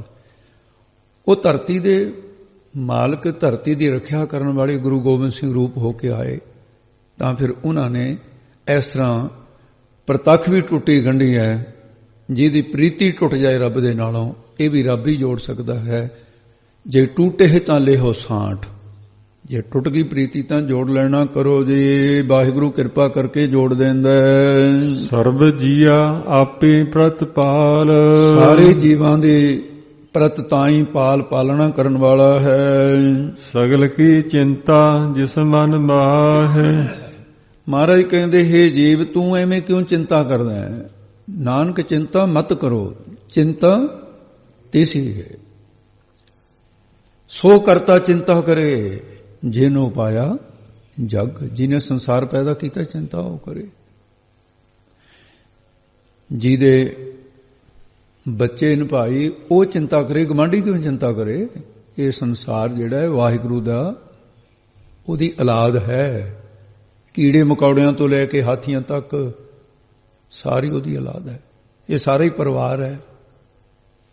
ਪਰਿਵਾਰ ਦੇ ਜੀ ਮਤਭੇਦ ਹੋ ਜਾਂਦੇ ਨੇ, ਸਕਿਆਂ ਭਰਾਵਾਂ 'ਚ ਹੋ ਜਾਂਦੇ ਨੇ। ਸਾਰਿਆਂ ਦੀ ਚਿੰਤਾ ਵਾਹਿਗੁਰੂ ਦੇ ਅੰਤਸ਼ਕਰਨ ਵਿੱਚ, ਵਾਹਿਗੁਰੂ ਦੇ ਸਰੂਪ 'ਚ, ਜਿਸ ਦੇ ਮਨ ਦੇ ਵਿੱਚ ਸਾਰਿਆਂ ਦੀ ਚਿੰਤਾ ਰੱਖੀ ਹੋਈ ਹੈ, ਸਾਰਿਆਂ ਨੂੰ ਪ੍ਰਤਪਾਲਣਾ ਕਰਦਾ ਹੈ। ਕਿਹਨੂੰ ਕੀ ਤਕਲੀਫ ਹੈ, ਕੀ ਉਹਨੂੰ ਰੋਜੀ ਚਾਹੀਦੀ ਹੈ, ਘਟ ਘਟ ਕੇ ਅੰਤਰ ਕੀ ਜਾਣਤ, ਭਲੇ ਬੁਰੇ ਕੀ ਪੀਰ ਪਛਾਨਤ। ਉਹ ਸਾਰਿਆਂ ਦੀ ਪਛਾਣ ਕਰਦਾ ਹੈ ਪੀੜਾ ਨੂੰ। ਤਿਸ ਤੇ ਵਿਰਥਾ ਕੋਈ ਨਾ ਹੈ। ਉਸ ਵਾਹਿਗੁਰੂ ਪਰਮੇਸ਼ਰ ਵਾਹਿਗੁਰੂ, ਉਹ ਤੋਂ ਬਿਰਥਾ ਖਾਲੀ ਕੋਈ ਨਹੀਂ ਹੈ। ਤਿਸ ਤੇ ਬਿਰਥਾ ਕੋਈ ਨਾ ਹੈ। ਜੰਮਣ ਮਰਨ ਦੀ ਬਿਰਥਾ ਪੀੜਾ ਉਸ ਕਿਸੇ ਦੀ ਵੀ ਨਹੀਂ ਰਹਿੰਦੀ ਜਿਹੜਾ ਉਹਦੀ ਸ਼ਰਨ ਵਿੱਚ ਆਵੇ। ਬਿਰਥਾ ਕੋਈ ਨਾ ਹੈ, ਉਹਨੂੰ ਕੋਈ ਵੀ ਪੀੜਾ ਨਹੀਂ ਰਹਿੰਦੀ, ਉਹ ਕੋਈ ਵੀ ਬਿਰਥਾ ਖਾਲੀ ਨਹੀਂ ਰਹਿੰਦਾ। ਉਹਦੀ ਝੋਲੀ ਸਖਣੀ ਨਹੀਂ ਛੱਡਦਾ ਮਹਾਰਾਜ। ਰੇ ਮਨ ਮੇਰੇ ਸਦਾ ਹਰ ਜਾਪ। ਇਹ ਮੇਰੇ ਮਨ ਹਮੇਸ਼ਾ ਉਸ ਵਾਹਿਗੁਰੂ ਦਾ ਗੁਰਮੰਤਰ ਦਾ ਜਾਪ ਕਰ। ਉੱਠਦਾ ਬਹਿੰਦਾ ਤੁਰਦਾ ਹੋਇਆ ਗੁਰੂ ਅਰਜਨ ਦੇਵ ਜੀ ਕਹਿੰਦੇ ਜਾਪ ਕਰਿਆ ਕਰ। ਅਵਨਾਸੀ ਪ੍ਰਭ ਆਪੇ ਆਪ। ਉਹ ਤਾਂ ਭਾਈ ਨਾਸ ਤੋਂ ਰਹਿਤ ਹੈ, ਆਪੇ ਆਪ ਸੁਤੰਤਰ ਹੈ, ਉਹ ਕਿਸੇ ਦੇ ਅਧੀਨ ਨਹੀਂ ਹੈ। ਆਪਨ ਕੀਆ ਕਛੂ ਨਾ ਹੋਏ। ਤੇ ਆਪਣਾ ਕੀਤਾ ਹੋਇਆ ਕੁਝ ਵੀ ਨਹੀਂ ਹੋ ਸਕਦਾ। ਮੇਰਾ ਕੀਆ ਕੁਛ ਨਾ ਹੋਏ, ਕਰੇ ਰਾਮ ਹੋਏ ਹੈ ਸੋਏ। ਨਾਮਦੇਵ ਨੇ ਕਹਿ ਦਿੱਤਾ ਸੀ, ਆਪਣਾ ਕੀਤਾ ਕੁਛ ਨਹੀਂ ਹੁੰਦਾ ਹੈ। ਜੇ ਸੋ ਪ੍ਰਾਨੀ ਲੋਚੈ ਖੋਏ। ਜੇ ਪ੍ਰਾਣਾ ਧਾਰੇ ਜੀਵ 100 ਵਾਰੀ ਭਾਵੇਂ ਇਹ ਲੋਚੇ, ਇੱਛਾ ਕਰੇ, ਪ੍ਰਭੂ ਦੀ ਸਹਾਇਤਾ ਤੋਂ ਬਿਨਾਂ ਕੋਈ ਕਾਰਜ ਨਹੀਂ ਹੋ ਸਕਦਾ। ਸਿੱਖ ਨੂੰ ਇੱਕ ਦਿਨ ਦੇ ਵਿੱਚ ਬੇਗਿਣਤ ਅਰਦਾਸਾਂ ਕਰਨ ਦੀ ਆ ਗਿਆ। ਛੋਟੇ ਛੋਟੇ ਕੰਮ ਦੇ ਵਿੱਚ ਉਹ ਕੱਪੜੇ ਪਾਉਣ ਲੱਗਿਆ, ਛੋਟੀ ਅਰਦਾਸ, ਮਹਾਰਾਜ ਕਿਰਪਾ ਕਰੋ ਇਹ ਵਸਤਰ ਤੇਰੇ ਦਿੱਤੇ ਹੋਏ ਨੇ। ਜੁੱਤੀ ਪਾਉਣ ਲੱਗਿਆ, ਮਹਾਰਾਜ ਜੁੱਤੀ ਤੂੰ ਦਿੱਤੀ ਆ, ਕਈਆਂ ਦੇ ਕੋਲ ਜੁੱਤੀਆਂ ਨਹੀਂ ਹਨ। ਗੱਡੀ 'ਚ ਬੈਠਣ ਲੱਗੇ ਆ, ਮਹਾਰਾਜ ਤੁਸੀਂ ਇਹ ਸਵਾਰੀ ਬਖਸ਼ੀ ਹੈ, ਕਿਰਪਾ ਕਰਿਓ। ਇਉਂ ਅਰਦਾਸਾਂ ਕਰਦੇ ਰਹੀਏ। ਉਹਨੇ ਦਿੱਤਾ ਸਭ ਕੁਝ, ਉਹ ਆਪੇ ਆਪ ਹੈ। ਇਸ ਪ੍ਰਾਣਾ ਧਾਰੀ ਦੇ ਹੱਥ ਵਿੱਚ ਕੁਝ ਨਹੀਂ ਹੈ। ਸੈਂਕੜੇ ਵਾਰੀ ਲੋਚੀ ਜਾਵੇ ਵੀ ਮੈਂ ਆਹ ਕਰੂੰਗਾ, ਮੈਂ ਆਹ ਕੀਤਾ, ਇਹ ਤਾਂ ਹੰਕਾਰ ਹੈ। ਪਰਮਾਤਮਾ ਦਾ ਹੁਕਮ ਮੰਨ ਕੇ ਉਦਮ ਕਰਦਾ ਰਹੇ, ਇਹ ਜੀਵਨ ਹੈ। ਉਦਮ ਕਰਿੰਦਿਆਂ ਜੀਓ ਤੂੰ, ਪਰ ਇਹਦੇ ਹੱਥ ਵਸ ਕੁਝ ਨਹੀਂ ਹੈ। ਉਹਦੇ ਹੁਕਮ ਦੇ ਵਿੱਚ ਹੈ। ਹੁਕਮੇ ਅੰਦਰ ਸਭ ਕੋ, ਬਾਹਰ ਹੁਕਮ ਨਾ ਕੋਈ। ਉਹਦੇ ਹੁਕਮ ਤੋਂ ਬਾਹਰ ਕੁਝ ਨਹੀਂ ਹੈ। ਤਿਸ ਬਿਨ ਨਾਹੀ ਤੇਰਾ ਕਿਛ ਕਾਮ। ਉਸ ਵਾਹਿਗੁਰੂ ਤੋਂ ਬਗੈਰ ਤੇਰੇ ਕੁਝ ਵੀ ਕੰਮ ਨਹੀਂ ਆਉਣਾ। ਇਹ ਧਿਆਨ ਰੱਖੀ। ਕਰ ਲੈ ਜਿੰਨੇ ਮਰਜ਼ੀ ਸੰਸਾਰ ਦੇ ਕੰਮ।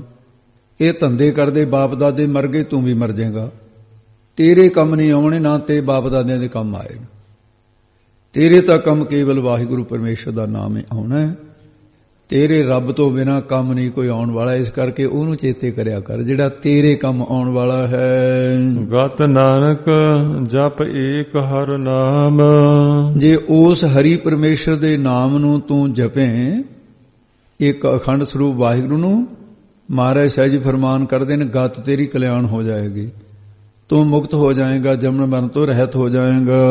ਰੂਪਵੰਤ ਹੋਏ ਨਾਹੀ ਮੋਹ ਹੈ। ਜੇ ਕੋਈ ਕਹੇ ਵੀ ਮੈਂ ਬਹੁਤ ਸੋਹਣੀ ਸ਼ਕਲ ਹੈ, ਮੈਂ ਸੁੰਦਰ ਹਾਂ, ਵੀ ਸ਼ਾਇਦ ਪਰਮਾਤਮਾ ਮੇਰੇ ਤੇ ਮੋਹਿਤ ਹੋ ਜਾਵੇ, ਵੀ ਮੈਨੂੰ ਚੰਗਾ ਸਮਝੇ, ਵੀ ਜਿਹੜੇ ਕਰੂਪ ਨੂੰ ਉਹਨਾਂ ਨੂੰ ਨਾ ਚੰਗਾ ਸਮਝੇ, ਇਹ ਨਹੀਂ ਹੈ ਗੱਲ। ਸੋਹਣੇ ਤਾਂ ਗੁਣ ਹੁੰਦੇ ਨੇ, ਸੋਹਣੀ ਚਮੜੀ ਨਹੀਂ ਹੁੰਦੀ। ਇਸ ਕਰਕੇ ਰੂਪਵੰਤ ਹੋਏ ਨਾਹੀ ਮੋਹ ਹੈ। ਬੜੇ ਬੜੇ ਸੁੰਦਰ ਚਿਹਰਿਆਂ ਵਾਲੇ ਜੋਸ ਵਰਗੇ ਜਿਹੜੇ ਇੱਕ ਇੱਕ ਟਕੇ ਨੂੰ ਵਿਕ ਗਏ ਸੀ, ਸਭ ਤੋਂ ਦੁਨੀਆ ਤੋਂ ਸੁੰਦਰ ਸੀ ਇਹ ਯੂਸੁਫ।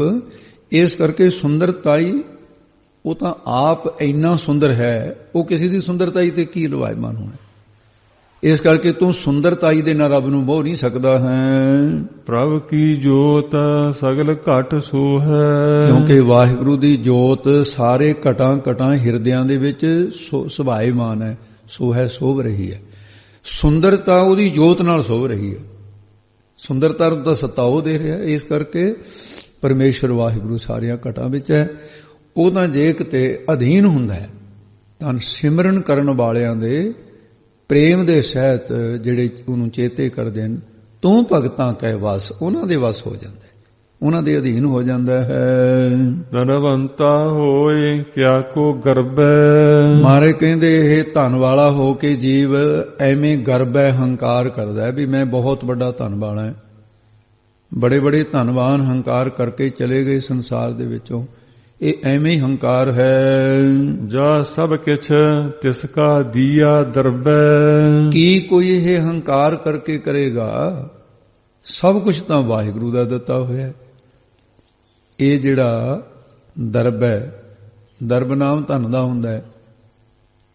ਦਰਬ ਹੈ ਧਨ ਜਿਹੜਾ, ਇਹ ਤਾਂ ਵਾਹਿਗੁਰੂ ਦਾ ਤਾਂ ਦਿੱਤਾ ਹੋਇਆ, ਉਸ ਦਾ ਹੀ ਦਿੱਤਾ ਹੋਇਆ ਹੈ। ਇਸ ਕਰਕੇ ਜੋ ਵੀ ਕਿਸੇ ਕੋਲ ਧਨ ਹੈ, ਥੋੜਾ ਹੈ ਕਿਸੇ ਕੋਲ ਕਰਮ ਅਨੁਸਾਰ, ਬਹੁਤਾ ਹੈ ਕਿਸੇ ਕੋਲ ਕਰਮ ਅਨੁਸਾਰ, ਪਰ ਮਾਇਆ ਦਾ ਮਾਲਕ ਤਾਂ ਵਾਹਿਗੁਰੂ ਹੈ। ਕਈ ਵਾਰੀ ਪਰਮਾਤਮਾ ਜੀਵਾਂ ਦੇ ਅਗਿਆਨ ਕਨੀ ਦੇਖ ਕੇ ਹੱਸਦਾ ਹੈ, ਕਹਿੰਦੇ ਮਾਇਆ ਮੇਰੀ ਹੈ, ਕਹਿੰਦੇ ਕਹੀ ਜਾਂਦਾ ਮੇਰੀ ਮਾਇਆ ਹੈ ਨਹੀਂ, ਤੂੰ ਕੀ ਲੱਗਦਾ ਇਹਦਾ, ਇਹ ਤਾਂ ਤੈਨੂੰ ਵਰਤਣ ਵਾਸਤੇ ਦਿੱਤੀ ਹੈ। ਤੋ ਇਸ ਕਰਕੇ ਇਹ ਉਸੇ ਦਾ ਸਭ ਕੁਝ। ਅਤ ਸੂਰਾ ਜੇ ਕੋ ਕਹਾਵੇ। ਜੇ ਅਤਿਅੰਤ ਕੋਈ ਸੂਰਮਾ ਆਪਣੇ ਆਪ ਨੂੰ ਕਹਾਵੇ ਵੀ ਮੈਂ ਮਾਰ ਦਿਆਂਗਾ ਜੀ ਫਲਾਣੇ ਨੂੰ, ਮੈਂ ਇੰਨੇ ਦੁਸ਼ਮਣਾਂ ਨੂੰ ਮਾਰ ਸਕਦਾ, ਮੈਂ ਆਹ ਕਰ ਸਕਦਾ, ਬਹੁਤ ਮੈਂ ਸੂਰਮਾ ਜੇ ਕੋ ਕਹਾਵੇ ਆਪਣੇ ਆਪ ਨੂੰ, ਕਿ ਮੇਰੇ ਵਰਗਾ ਸੂਰਮਾ ਕੋਈ ਨਹੀਂ ਹੈ। ਪ੍ਰਭ ਕੀ ਕਲਾ ਬਿਨਾ ਕਹਿ ਧਾਵੇ। ਵਾਹਿਗੁਰੂ ਦੀ ਸ਼ਕਤੀ ਤੋਂ ਬਿਨਾ ਕਿੱਥੇ ਦੌੜ ਕੇ ਜਾ ਸਕਦਾ ਹੈ। ਇਹ ਤਾਂ ਸ਼ਕਤੀਆਂ ਦਾ ਮਾਲਕ ਵਾਹਿਗੁਰੂ ਹੈ। ਰਾਵਣ ਦੇ ਵਿੱਚ ਤਪੱਸਿਆ ਕਰਦੇ ਕਰਦੇ ਇੰਨੀ ਸ਼ਕਤੀ ਆ ਗਈ, ਕੈਲਾਸ਼ ਪਰਬਤ ਨੂੰ ਫੜ ਕੇ ਨਾ ਝੂਟਾ ਦੇਣ ਲੱਗਿਆ, ਜਿਹਦੇ ਤੇ ਸ਼ਿਵ ਜੀ ਰਹਿੰਦੇ ਨਾਲੇ, ਹਾਲਾਂਕਿ ਉਸੇ ਦੀ ਉਪਾਸਨਾ ਕਰਦਾ। ਪਾਰਵਤੀ ਕਹਿੰਦੀ ਜੀ ਆਹ ਕੀ ਹੋ ਗਿਆ, ਪਰਬਤ ਹਿੱਲਦਾ। ਕਹਿੰਦੇ ਇਹ ਟਿਕਦਾ ਨਹੀਂ, ਇਹਦਾ ਬਲ ਜਿਹੜਾ ਹੈ। ਫਿਰ ਉਸੇ ਵੇਲੇ ਸ਼ਿਵ ਜੀ ਨੇ ਆਪਣੀ ਸ਼ਕਤੀ ਦੇ ਨਾਲ ਉਹਦੇ ਹੱਥਾਂ ਦੇ ਉੱਤੇ ਇੰਨਾ ਵਜਨ ਪਾਤਾ, ਫਿਰ ਰੋਣ ਲੱਗ ਗਿਆ। ਇਹ ਰੋਣ ਤੋਂ ਹੀ ਰਾਵਣ ਬਣਿਆ ਹੈ। ਰਾਵਣ ਨਾਲ ਰੋਣ ਦਾ ਹੀ ਭਾਵ ਲੈਂਦੇ ਆ। ਇਹਦਾ ਨਾਂ ਤਾਂ ਰਾਵਣ ਹੋਇਆ। ਫਿਰ ਇਹ ਚੀਕਾਂ ਮਾਰੇ, ਫਿਰ ਕਹਿੰਦਾ ਜੀ ਬਖਸ਼ ਲਓ ਮੈਨੂੰ। ਕਹਿੰਦੇ ਤੂੰ ਬੜਾ ਸੂਰਮਾ ਕਹੋਨਾ ਆਪਣੇ ਆਪ ਨੂੰ। ਵਾਹਿਗੁਰੂ ਦੀ ਸ਼ਕਤੀ ਤੋਂ ਬਿਨਾਂ ਕੋਈ ਕੁਝ ਵੀ ਨਹੀਂ ਹੈ। ਕਿੱਥੇ ਕੋਈ ਧਾਵੇ। ਬੋਲ ਜੀ ਪ੍ਰਭੂ ਕੀ ਕਲਾ। ਪ੍ਰਭੂ ਕੀ ਕਲਾ ਬਿਨਾ ਕਹਿ ਧਾਵੇ। ਪ੍ਰਭੂ ਦੀ ਕਲਾ ਤੋਂ ਬਿਨਾਂ, ਸ਼ਕਤੀ ਤੋਂ ਬਿਨਾਂ ਕਿੱਥੇ ਕੋਈ ਦੁਸ਼ਮਣ ਨੂੰ ਮਾਰਨ ਵਾਸਤੇ ਧਾਵੇ, ਧਾਵਾ ਕਰਕੇ ਦੌੜ ਕੇ ਜਾ ਸਕਦਾ ਹੈ। ਇਹ ਉਹਦੀ ਸ਼ਕਤੀ ਹੈ ਵਾਹਿਗੁਰੂ ਦੀ। ਜੇ ਕੋ ਹੋਏ ਬਹਿ ਦਾਤਾਰ। ਜੇ ਕੋਈ ਆਪਣੇ ਆਪ ਨੂੰ ਦਾਤਾ ਮੰਨ ਕੇ ਬਣ ਬੈਠੇ ਵੀ ਮੇਰੇ ਵਰਗਾ ਦਾਤਾ ਕੋਈ ਨਹੀਂ, ਐਵੇਂ 4 ਮਣ ਆਟਾ ਪਕਾ ਕੇ ਦੇ ਦੇਣਾ, ਕਹਿੰਦਾ ਮੇਰੇ ਵਰਗਾ ਦਾਤਾ ਕੋਈ ਨਹੀਂ, ਬਸਤਰ ਬਣਦੇ ਮੇਰੇ ਵਰਗਾ ਦਾਤਾ ਕੋਈ ਨਹੀਂ, ਹੰਕਾਰ ਹੈ, ਕੁਝ ਵੀ ਨਹੀਂ ਹੈ। ਜੇ ਕੋਈ ਆਪਣੇ ਆਪ ਨੂੰ ਦਾਤਾ ਮੰਨ ਕੇ ਬੈਠ ਜਾਵੇ, ਤਿਸ ਦੀਨਹਾਰ ਜਾਣੈ ਗਾਵਾਰ। ਉਹਨੂੰ ਮੂਰਖ ਜਾਣਦੇ ਹੈ। ਜਿਹੜੇ ਵਿਦਵਾਨ, ਜਿਹੜੇ ਸਤਪੁਰਸ਼ ਨੇ, ਜਾਂ ਫਿਰ ਦਾਤਾ ਜਿਹੜਾ ਹੈ ਦੇਣਹਾਰ, ਉਹ ਦਾਤਾਂ ਦੇਣ ਵਾਲਾ, ਉਹ ਫਿਰ ਵਾਹਿਗੁਰੂ ਉਹਨੂੰ ਮੂਰਖਾਂ ਦੀ ਗਿਣਤੀ ਗਿਣਦਾ, ਕਹਿੰਦਾ ਮੂਰਖ ਹੈ ਤੂੰ, ਕਿੱਥੇ ਹੈ ਦਾਤਾ? ਜਗਤ ਭਿਖਾਰੀ ਫਿਰਦਾ ਹੈ, ਸੰਸਾਰ ਦਾ ਭਿਖਾਰੀਆਂ ਦਾ।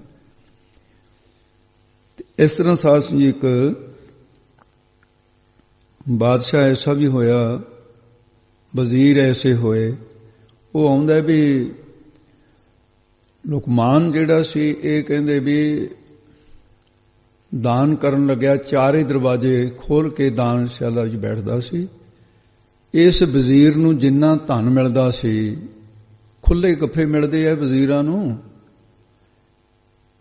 ਇਸ ਨੇ ਨਿਯਮ ਬਣਾ ਲਿਆ ਕਿ ਇੱਕ ਹਿੱਸੇ ਵਿੱਚ ਪਰਿਵਾਰ ਦਾ ਗੁਜ਼ਾਰਾ ਕਰਨਾ ਹੈ, 9 ਹਿੱਸੇ ਗਰੀਬਾਂ ਨੂੰ ਦਾਨ ਕਰਨੇ। ਇਹ ਐਸਾ ਬੰਦਾ ਹੋਇਆ ਜਿਹਨੇ 9 ਹਿੱਸੇ ਦਾਨ ਕੀਤੀ ਆਪਣੀ ਕਿਰਤ ਦੇ ਵਿੱਚੋਂ, ਤੇ ਲੋਕ ਤਾਂ 10ਵਾਂ ਹਿੱਸਾ ਵੀ ਨਹੀਂ ਕਰਦੇ। ਇਹਦੀ ਗੰਗ ਨਾਮ ਦੇ ਕਵੀ ਨੂੰ, ਉਹਨੂੰ ਸ਼ੋਭਾ ਸੁਣ ਕੇ ਆਇਆ ਮਿਲਣ ਵਾਸਤੇ, ਤੇ ਉਸ ਵੇਲੇ ਇਹ ਦਾਨਸ਼ਿਲਾ ਵਿੱਚ ਬੈਠਾ ਸੀ ਜਿੱਥੇ ਦਾਨ ਕਰਦਾ ਹੁੰਦਾ ਸੀ। ਜਿਹੜਾ ਵੀ ਮੰਗਤਾ ਆਉਂਦਾ ਹੈ ਉਹਨੂੰ ਇਸ ਤਰ੍ਹਾਂ ਦਾਨ ਦੇਣ ਵੇਲੇ ਸਿਰ ਨੀਵਾਂ ਕਰਦਾ, ਧਰਤੀ ਕਨੀ ਨੂੰ ਝਾਕਣ ਲੱਗ ਜਾਂਦਾ, ਐਂ ਨਹੀਂ ਦੇਖਦਾ, ਸਿਰ ਚੁੱਕ ਕੇ ਨਹੀਂ ਦੇਖਦਾ। ਉਹ ਰਹੀਮ ਨੂੰ ਕਹਿੰਦਾ ਹੈ, ਕਹਿੰਦੇ ਗੰਗ ਕਹਿ ਰਹੀਮ, ਹੇ ਬਾਦਸ਼ਾਹ ਦੇ ਵਜ਼ੀਰ ਮੈਨੂੰ ਇੱਕ ਤਾਂ ਗੱਲ ਦੱਸ ਦੇ, ਗੰਗ ਕਹਿ ਰਹੀਮ ਕਿਸੋਂ ਸਿੱਖੀ ਦੇਣ, ਇਹ ਦੇਣ ਦਾ ਤਰੀਕਾ ਕਿਤੋਂ ਸਿੱਖਿਆ ਤੈਂ? ਜਿਉਂ ਜਿਉਂ ਕਰ ਉਪਰ ਉਠੈ ਤਿਉਂ ਤੂੰ ਨੀਚੇ ਨੈਣ, ਤੇਰੇ ਨੇਤਰ ਨੀਵੇਂ ਕਿਉਂ ਹੋ ਗਏ? ਇਹ ਗੱਲ ਚੰਡੀਗੜ੍ਹ ਮੇਰੇ ਵਿਦਿਆ ਦਾਤੇ ਮਹਾਂਪੁਰਸ਼ ਕਥਾ ਕਰਦੇ ਸੀ, ਮੈਂ ਨਾਲ ਕਥਾ ਦਾ ਪਾਠ ਬੋਲ ਰਿਹਾ ਸੀ, ਪੜ੍ਹ ਰਿਹਾ ਸੀ ਸੰਤਾਂ ਕੋਲ। ਉੱਥੇ ਬਰਿਆਮ ਸਿੰਘ ਟੌੜਾ ਆ ਗਿਆ, ਜਿਹਦੇ ਨਾਲ ਸਰਦਾਰ ਗੁਰਚਰਨ ਸਿੰਘ ਟੌੜਾ ਢੋਲਕੀ ਵਜਾਉਂਦੇ ਰਹੇ ਕਿਸੇ ਵੇਲੇ ਜਦੋਂ ਆਨੰਦ ਕਾਰਜ ਕਰਾਉਂਦੇ, ਦੀਵਾਨ ਲਾਉਂਦੇ। ਉਹ ਬਜ਼ੁਰਗ ਸੀ, ਉਹਨੇ ਕੀਤਾ ਸੀ ਕੀਰਤਨ, ਸੰਤਾਂ ਨੇ ਕਥਾ ਕਰਨੀ ਸੀ। ਮਹਾਰਾਜੇ ਨਾਭੇ ਦੇ ਨਿਕਟਵਰਤੀਆਂ ਦੇ ਵਿੱਚੋਂ ਉਹਨਾਂ ਦੇ ਇੱਕ ਬਜ਼ੁਰਗ ਸੀ ਰਿਹਾ, ਜਿਹੜਾ ਉਹਦੇ ਨਾਲ ਮਹਾਂਪੁਰਖਾਂ ਦਾ ਪਿਆਰ ਸੀ। ਚਲੋ ਉੱਥੇ ਬਰਿਆਮ ਸਿੰਘ ਟੌੜੇ ਨੇ ਇਹ ਗੱਲ ਬਾਅਦ ਦੇ ਵਿੱਚ ਕਥਾ ਸੁਣਨ ਤੋਂ ਬਾਅਦ ਕਹੀ, ਕਹਿੰਦਾ ਵੀ ਕਥਾ ਬੜੀ ਦੁਨੀਆ ਦੀ ਸੁਣੀ, ਕਹਿੰਦੇ ਪਰ ਆਹ ਕਥਾ, ਕਹਿੰਦੇ ਐਸ ਉਮਰ ਦੇ ਵਿੱਚ ਇੰਨੀ ਕਥਾ ਹੈ। ਉਹਨੇ ਫਿਰ ਇਹ ਪੜ੍ਹਿਆ, ਅਰ ਉਨੀਓ ਨਿਮਰਤਾ ਜਿੰਨਾ ਕਥਾ ਚ ਰਸ ਹੈ। ਬਾਅਦ ਵਿੱਚ ਮੈਨੂੰ ਸੰਤ ਕਹਿੰਦੇ ਬਜ਼ੁਰਗ ਕੀ ਬੋਲਦਾ ਸੀ? ਮੈਂ ਕਿਹਾ ਜੀ ਦੋਹਰਾ ਬੋਲਿਆ ਸੀ ਕੋਈ ਨਹੀਂ। ਕਹਿੰਦੇ ਸੁਣਾ ਤਾਂ। ਮੈਂ ਕਿਹਾ ਜੀ ਮੈਂ ਕਿਹੜਾ ਲਿਖਿਆ?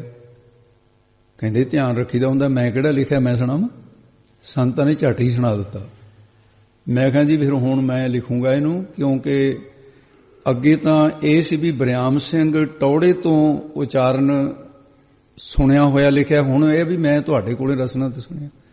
ਉਹ ਫਿਰ ਜਿੰਨੀ ਵਾਰ ਵੀ ਇਹਨੂੰ ਸੁਣਾਇਆ ਸਾਧ ਸਿੰਘ ਜੀ, ਉਹਦੇ ਵਿੱਚ ਮੈਨੂੰ ਲੱਗਿਆ ਕਰੇ ਵੀ ਇੱਕ ਗੱਲ ਥੋੜੀ ਜਿਹੀ ਗਾਹਾਂ ਵਾਲੀ ਨਹੀਂ ਉਹਨੇ ਸੁਣਾਈ। ਉਹਦਾ ਕੀ ਬਣਿਆ ਵੀ ਉਹਨੇ ਉੱਤਰ ਕੀ ਦਿੱਤਾ ਸੀ ਉਹਦਾ? ਸਾਧ ਸਿੰਘ ਜੀ ਫਿਰ ਅੱਗੇ ਅੱਖਰ ਥੋੜੇ ਜਿਹੇ ਮਹਾਰਾਜ ਨੇ ਬਖਸ਼ੇ ਉਹਦੇ ਨਾਲ ਜੋੜੇ ਵੀ ਉਹ ਅੱਗੋਂ ਰਹੀਮ ਕਹਿੰਦਾ, ਫਿਰ ਕਹਿੰਦਾ ਜਿਉਂ ਜਿਉਂ ਲੋਕੀ ਕਹਿਤ ਹੈ, ਜਿਵੇਂ ਜਿਵੇਂ ਲੋਕ ਮੈਨੂੰ ਕਹਿੰਦੇ ਨੇ, ਤੂੰ ਦਾਤਾ ਕੇ ਬੈਨ, ਜਿਵੇਂ ਜਿਵੇਂ ਲੋਕ ਮੈਨੂੰ ਕਹਿੰਦੇ ਨੇ ਤੂੰ ਦਾਤਾ ਤੂੰ ਦਾਤਾ, ਜਿਉਂ ਜਿਉਂ ਲੋਕੀ ਕਹਿਤ ਹੈ ਤੂੰ ਦਾਤਾ ਕੇ ਬੈਨ, ਤਿਉਂ ਤੂੰ ਨੀਚੇ ਸ਼ਰਮ ਸੇ ਨੀਚੇ ਹੋ ਗਏ ਨੈਣ। ਉਹ ਸ਼ਰਮ ਦੇ ਮਾਰੇ ਮੇਰੇ ਨੇਤਰ ਹੋ ਗਏ, ਤਿਉਂ ਤਿਉਂ ਉਸੇ ਤਰ੍ਹਾਂ ਸ਼ਰਮ ਕੇ ਨੀਚੇ ਹੋ ਗਏ ਨਾ, ਸ਼ਰਮ ਦੇ ਮਾਰੇ ਮੇਰੇ ਅੱਖਾਂ, ਕਿਉਂਕਿ ਦੇਣ ਵਾਲਾ ਖੁਦਾ ਕਹਿੰਦੇ ਲੋਕ ਮੈਨੂੰ ਦਾਤਾ ਕਹੀ ਜਾਂਦੇ ਨੇ। ਇਹੋ ਜਿਹੇ ਦਾਤਿਆਂ ਦਾ ਪ੍ਰਵਾਨ ਪੈਂਦਾ, ਜੇ ਕੋ ਹੋਏ ਵਹਿ ਦਾਤਾਰ ਤਿਸ ਦੇਣ ਹਰ ਜਾਣੇ ਗਾਵਾਰ, ਤਾਂ ਮੂਰਖ ਜਾਣਦੇ ਉਹਨੂੰ ਤਾਂ ਜਿਹੜਾ ਕਹੇ ਮੈਂ ਦੇਣ। ਐਸੇ ਦਾਤੇ ਧੰਤਾ ਦੇ ਯੋਗ ਹਨ।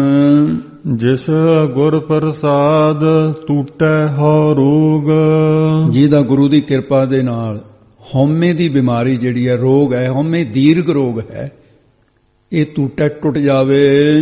ਨਾਨਕ ਸੋ ਜਨ ਸਦਾ ਅਰੋਗ। ਸਤਿਗੁਰੂ ਜੀ ਫਰਮਾਨ ਕਰਦੇ ਐ, ਕਥਨ ਕੀਤਾ ਗੁਰੂ ਅਰਜਨ ਦੇਵ ਜੀ ਨੇ, ਉਹ ਜਨ ਪੁਰਖ ਸਦਾ ਹਮੇਸ਼ਾ ਅਰੋਗ, ਹਉਮੈ ਦੇ ਰੋਗ ਦੇ ਨਾਲ ਹੀ, ਤੇ ਉਹ ਜਿਹੜਾ ਰਾਗ ਦਵੈਸ਼ ਦੋਨਾਂ ਇਹਨਾਂ ਰੋਗਾਂ ਤੋਂ, ਹਉਮੈ ਦੇ ਰੋਗਾਂ ਤੋਂ ਨਿਵਰਤੀ ਹੋਣ ਕਰਕੇ ਤੰਦਰੁਸਤ ਮੰਨਿਆ ਜਾਏਗਾ। ਨਹੀਂ ਤਾਂ ਜੋ ਜੋ ਦੀਸੈ ਸੋ ਸੋ ਰੋਗੀ, ਰੋਗ ਰਹਿਤ ਮੇਰਾ ਸਤਿਗੁਰ ਜੋਗੀ, ਉਹ ਅਰੋਗ ਮੰਨਿਆ ਜਾਂਦਾ ਹੈ। ਤੰਦਰੁਸਤ ਉਹ ਮੰਨਿਆ ਜਾਂਦਾ ਹੈ। ਜੋ ਮੰਦਰ ਕੋ ਥਾਮੈ ਥੰਮਨ। ਜਿਵੇਂ ਡਿੱਗਦੇ ਹੋਏ ਮਕਾਨ ਨੂੰ ਲੋਕੀ ਅੱਗੇ ਥੰਮੀਆਂ ਲਾਉਂਦੇ ਸੀ, ਭਾਈ ਥੰਮੀ ਦੇ ਦਿਓ ਨਹੀਂ ਤਾਂ ਫਿਰ ਕਿਤੇ ਸ਼ਤੀਰ ਨਾ ਟੁੱਟ ਜਾਏ। ਸ਼ਤੀਰਾਂ ਦੇ ਉੱਤੇ ਬਾਲੇ ਹੁੰਦੇ ਸੀ ਨਾ, ਕੜੀਆਂ ਪਾਈਆਂ ਹੁੰਦੀਆਂ। ਉਹ ਡਿੱਗਦੇ ਮੰਦਰ ਨੂੰ ਥੰਮਾ ਲਾਇਆ ਜਾਂਦਾ, ਆਸਰਾ ਦਿੱਤਾ ਜਾਂਦਾ ਹੈ। ਜੋ ਮੰਦਰ ਕੋ ਥੰਮ, ਉਹ ਥੰਮ ਲੈਂਦਾ, ਫਿਰ ਛੱਤ ਨੂੰ ਡਿੱਗਣ ਨਹੀਂ ਸੀ ਦਿੰਦਾ। ਤਿਉ ਗੁਰ ਕਾ ਸ਼ਬਦ ਮਨਹਿ ਅਸਥਮਨ। ਤਿਉ ਇਸੇ ਤਰ੍ਹਾਂ ਗੁਰੂ ਦਾ ਸ਼ਬਦ ਉਪਦੇਸ਼, ਗੁਰਮੰਤਰ ਮਨਹਿ ਹਿਰਦੇ ਨੂੰ ਅਸਥਮਨ ਆਸਰਾ ਰੂਪ ਹੋ ਕੇ ਇਸਤਤ ਕਰਦਾ ਹੈ।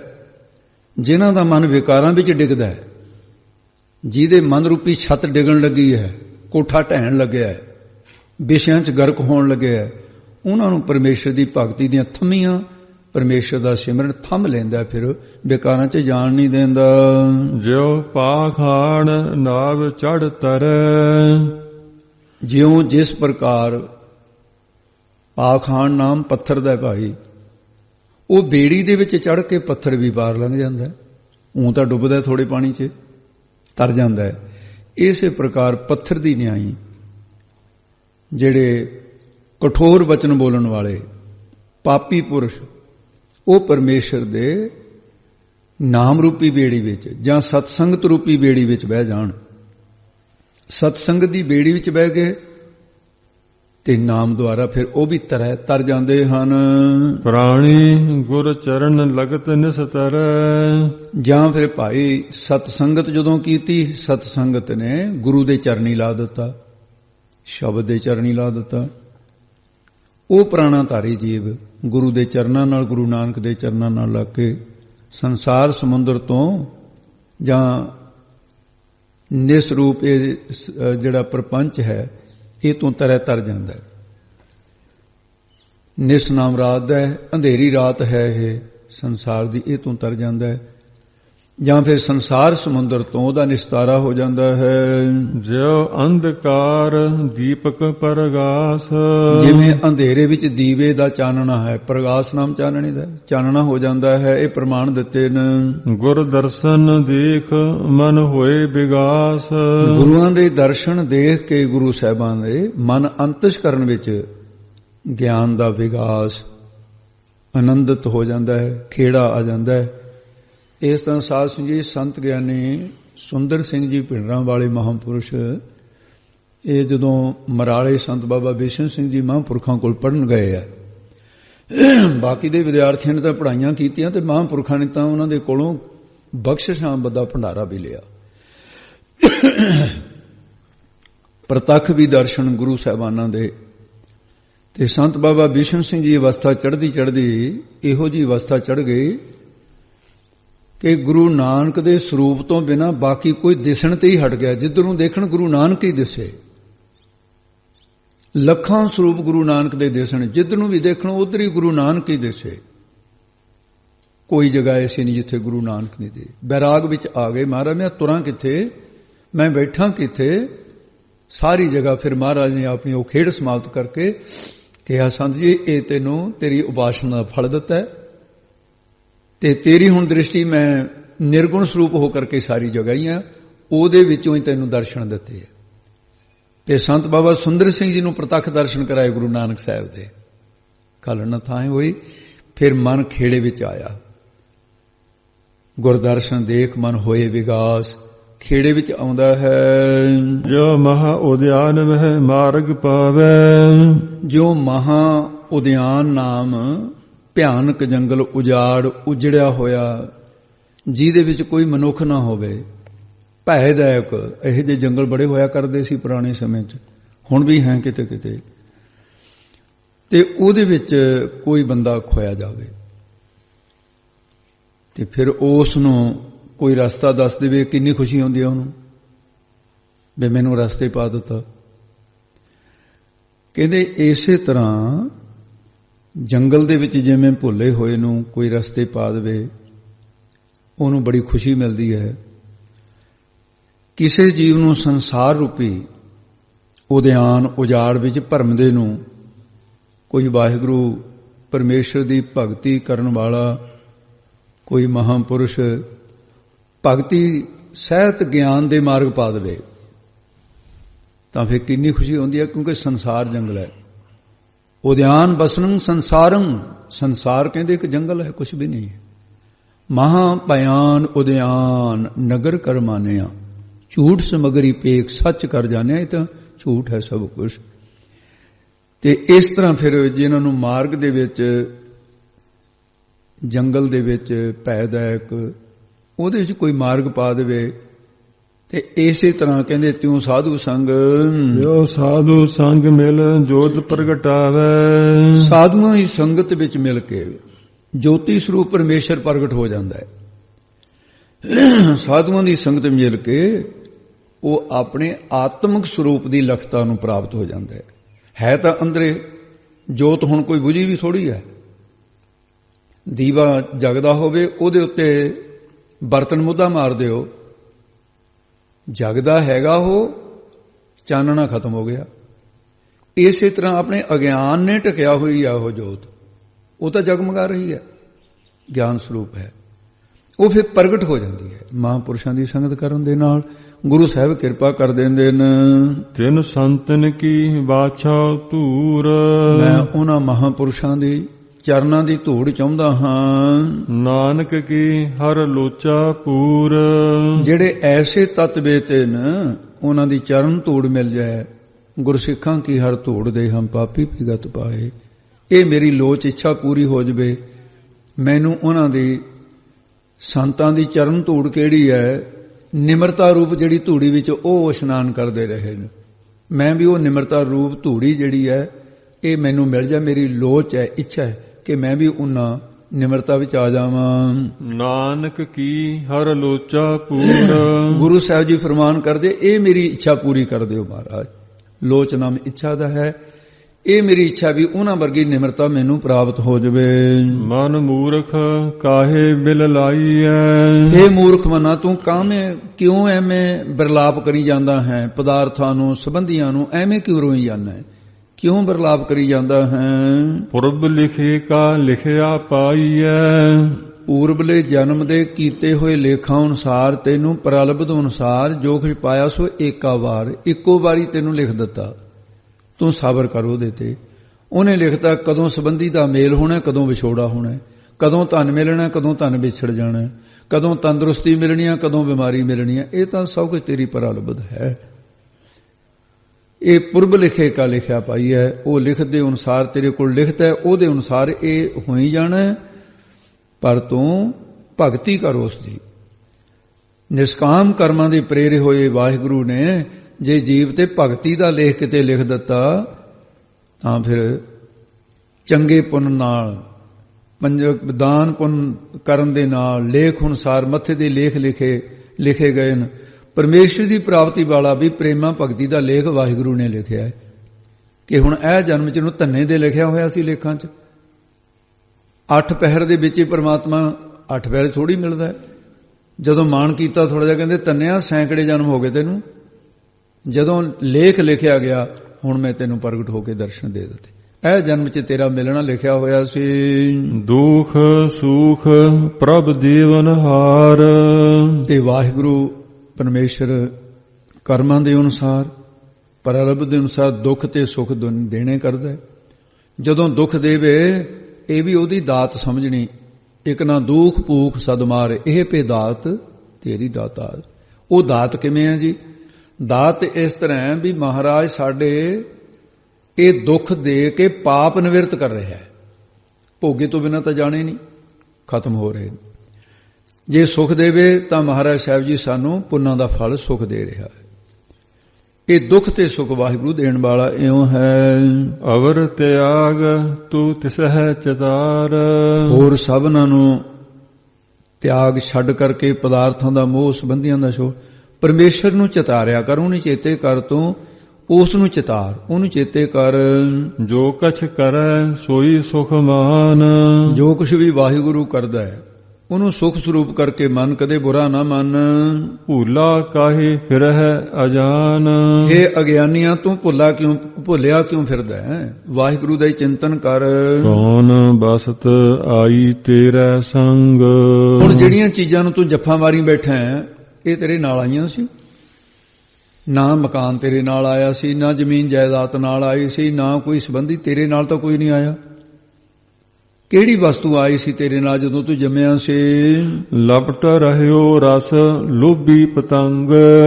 ਇਹ ਪਦਾਰਥ ਰਸਾਂ ਦੇ ਵਿੱਚ ਲੋਭੀ ਲਾਲਚੀ ਹੋ ਕੇ ਜਿਵੇਂ ਪਤੰਗਾ ਸੜ ਕੇ ਮਰ ਜਾਂਦਾ ਹੈ ਅੱਗ ਦੇ ਉੱਤੇ, ਤੂੰ ਐਂ ਖਚਤ ਹੋ ਰਿਹਾ ਜਿਵੇਂ ਦੀਵੇ ਦੀ ਲਾਟ ਤੇ ਮਸਤ ਹੋ ਜਾਂਦਾ ਪਤੰਗਾ। ਉਹਨੂੰ ਇਹ ਨਹੀਂ ਪਤਾ ਵੀ ਫੂਕਣਾ ਵੀ ਇਸੇ ਨੇ। ਪਦਾਰਥ ਤਾਂ ਪਹਿਲਾਂ ਹੀ ਪੈਦਾ ਹੋਏ ਵੇ। ਕੋੜ ਕੀੜੀ ਨੇ ਜਦੋਂ ਸਤੀਰ ਨੂੰ ਜੱਫਾ ਨਹੀਂ ਸੀ ਮਾਰਿਆ, ਸਤੀਰ ਤਾਂ ਉਦੋਂ ਵੀ ਹੈਗਾ ਸੀ। ਜਦੋਂ ਕੋੜ ਕੀੜੀ ਮਰ ਗਈ ਸਤੀਰ ਫੇਰ ਵੀ ਰਹਿਣਾ ਹੈ। ਇਹ ਪਦਾਰਥ ਤਾਂ ਫੇਰ ਵੀ ਰਹਿਣਗੇ। ਤੂੰ ਕਾਹਨੂੰ ਮੈਂ ਜੱਫਾ ਮਾਰੀ ਫਿਰਦਾ? ਰਾਮ ਨਾਮ ਜਪ ਹਿਰਦੇ ਮਾਹੇ। ਤੂੰ ਆਪਣੇ ਹਿਰਦੇ ਦੇ ਵਿੱਚ ਰਮੇ ਹੋਏ ਪਰਮੇਸ਼ਰ ਦਾ ਨਾਮ ਦਾ ਜਾਪ ਕਰ, ਸਦਾ ਹੀ ਚਿੰਤਨ ਕਰ ਉਸ ਦਾ। ਨਾਨਕ ਪਤ ਸੇਤੀ ਘਰ ਜਾਹੇ। ਮਹਾਰਾਜ ਕਹਿੰਦੇ ਫਿਰ ਤੂੰ ਇੱਜ਼ਤ ਨਾਲ ਆਪਣੇ ਘਰ ਜਾਏਗਾ ਪਰਲੋਕ ਵਿੱਚ। ਨਾਮ ਤੋਂ ਬਿਨਾਂ ਇੱਜ਼ਤ ਨਹੀਂ ਹੋਣੀ। ਬਿਨ ਨਾਵੈ ਪਤ ਜਾਏ, ਨਾਮ ਤੋਂ ਬਿਨਾਂ ਬੇਇੱਜ਼ਤੀ ਹੋਊਗੀ। ਨਾਮ ਵਾਲਿਆਂ ਦੀ ਇੱਜ਼ਤ ਹੋਊਗੀ। ਇਸ ਕਰਕੇ ਤੂੰ ਇੱਜ਼ਤ ਨਾਲ ਸੱਚਖੰਡ ਜਾਏਗਾ। ਜਿਸ ਵਖਰ ਕੋ ਲੈਣ ਤੂੰ ਆਇਆ।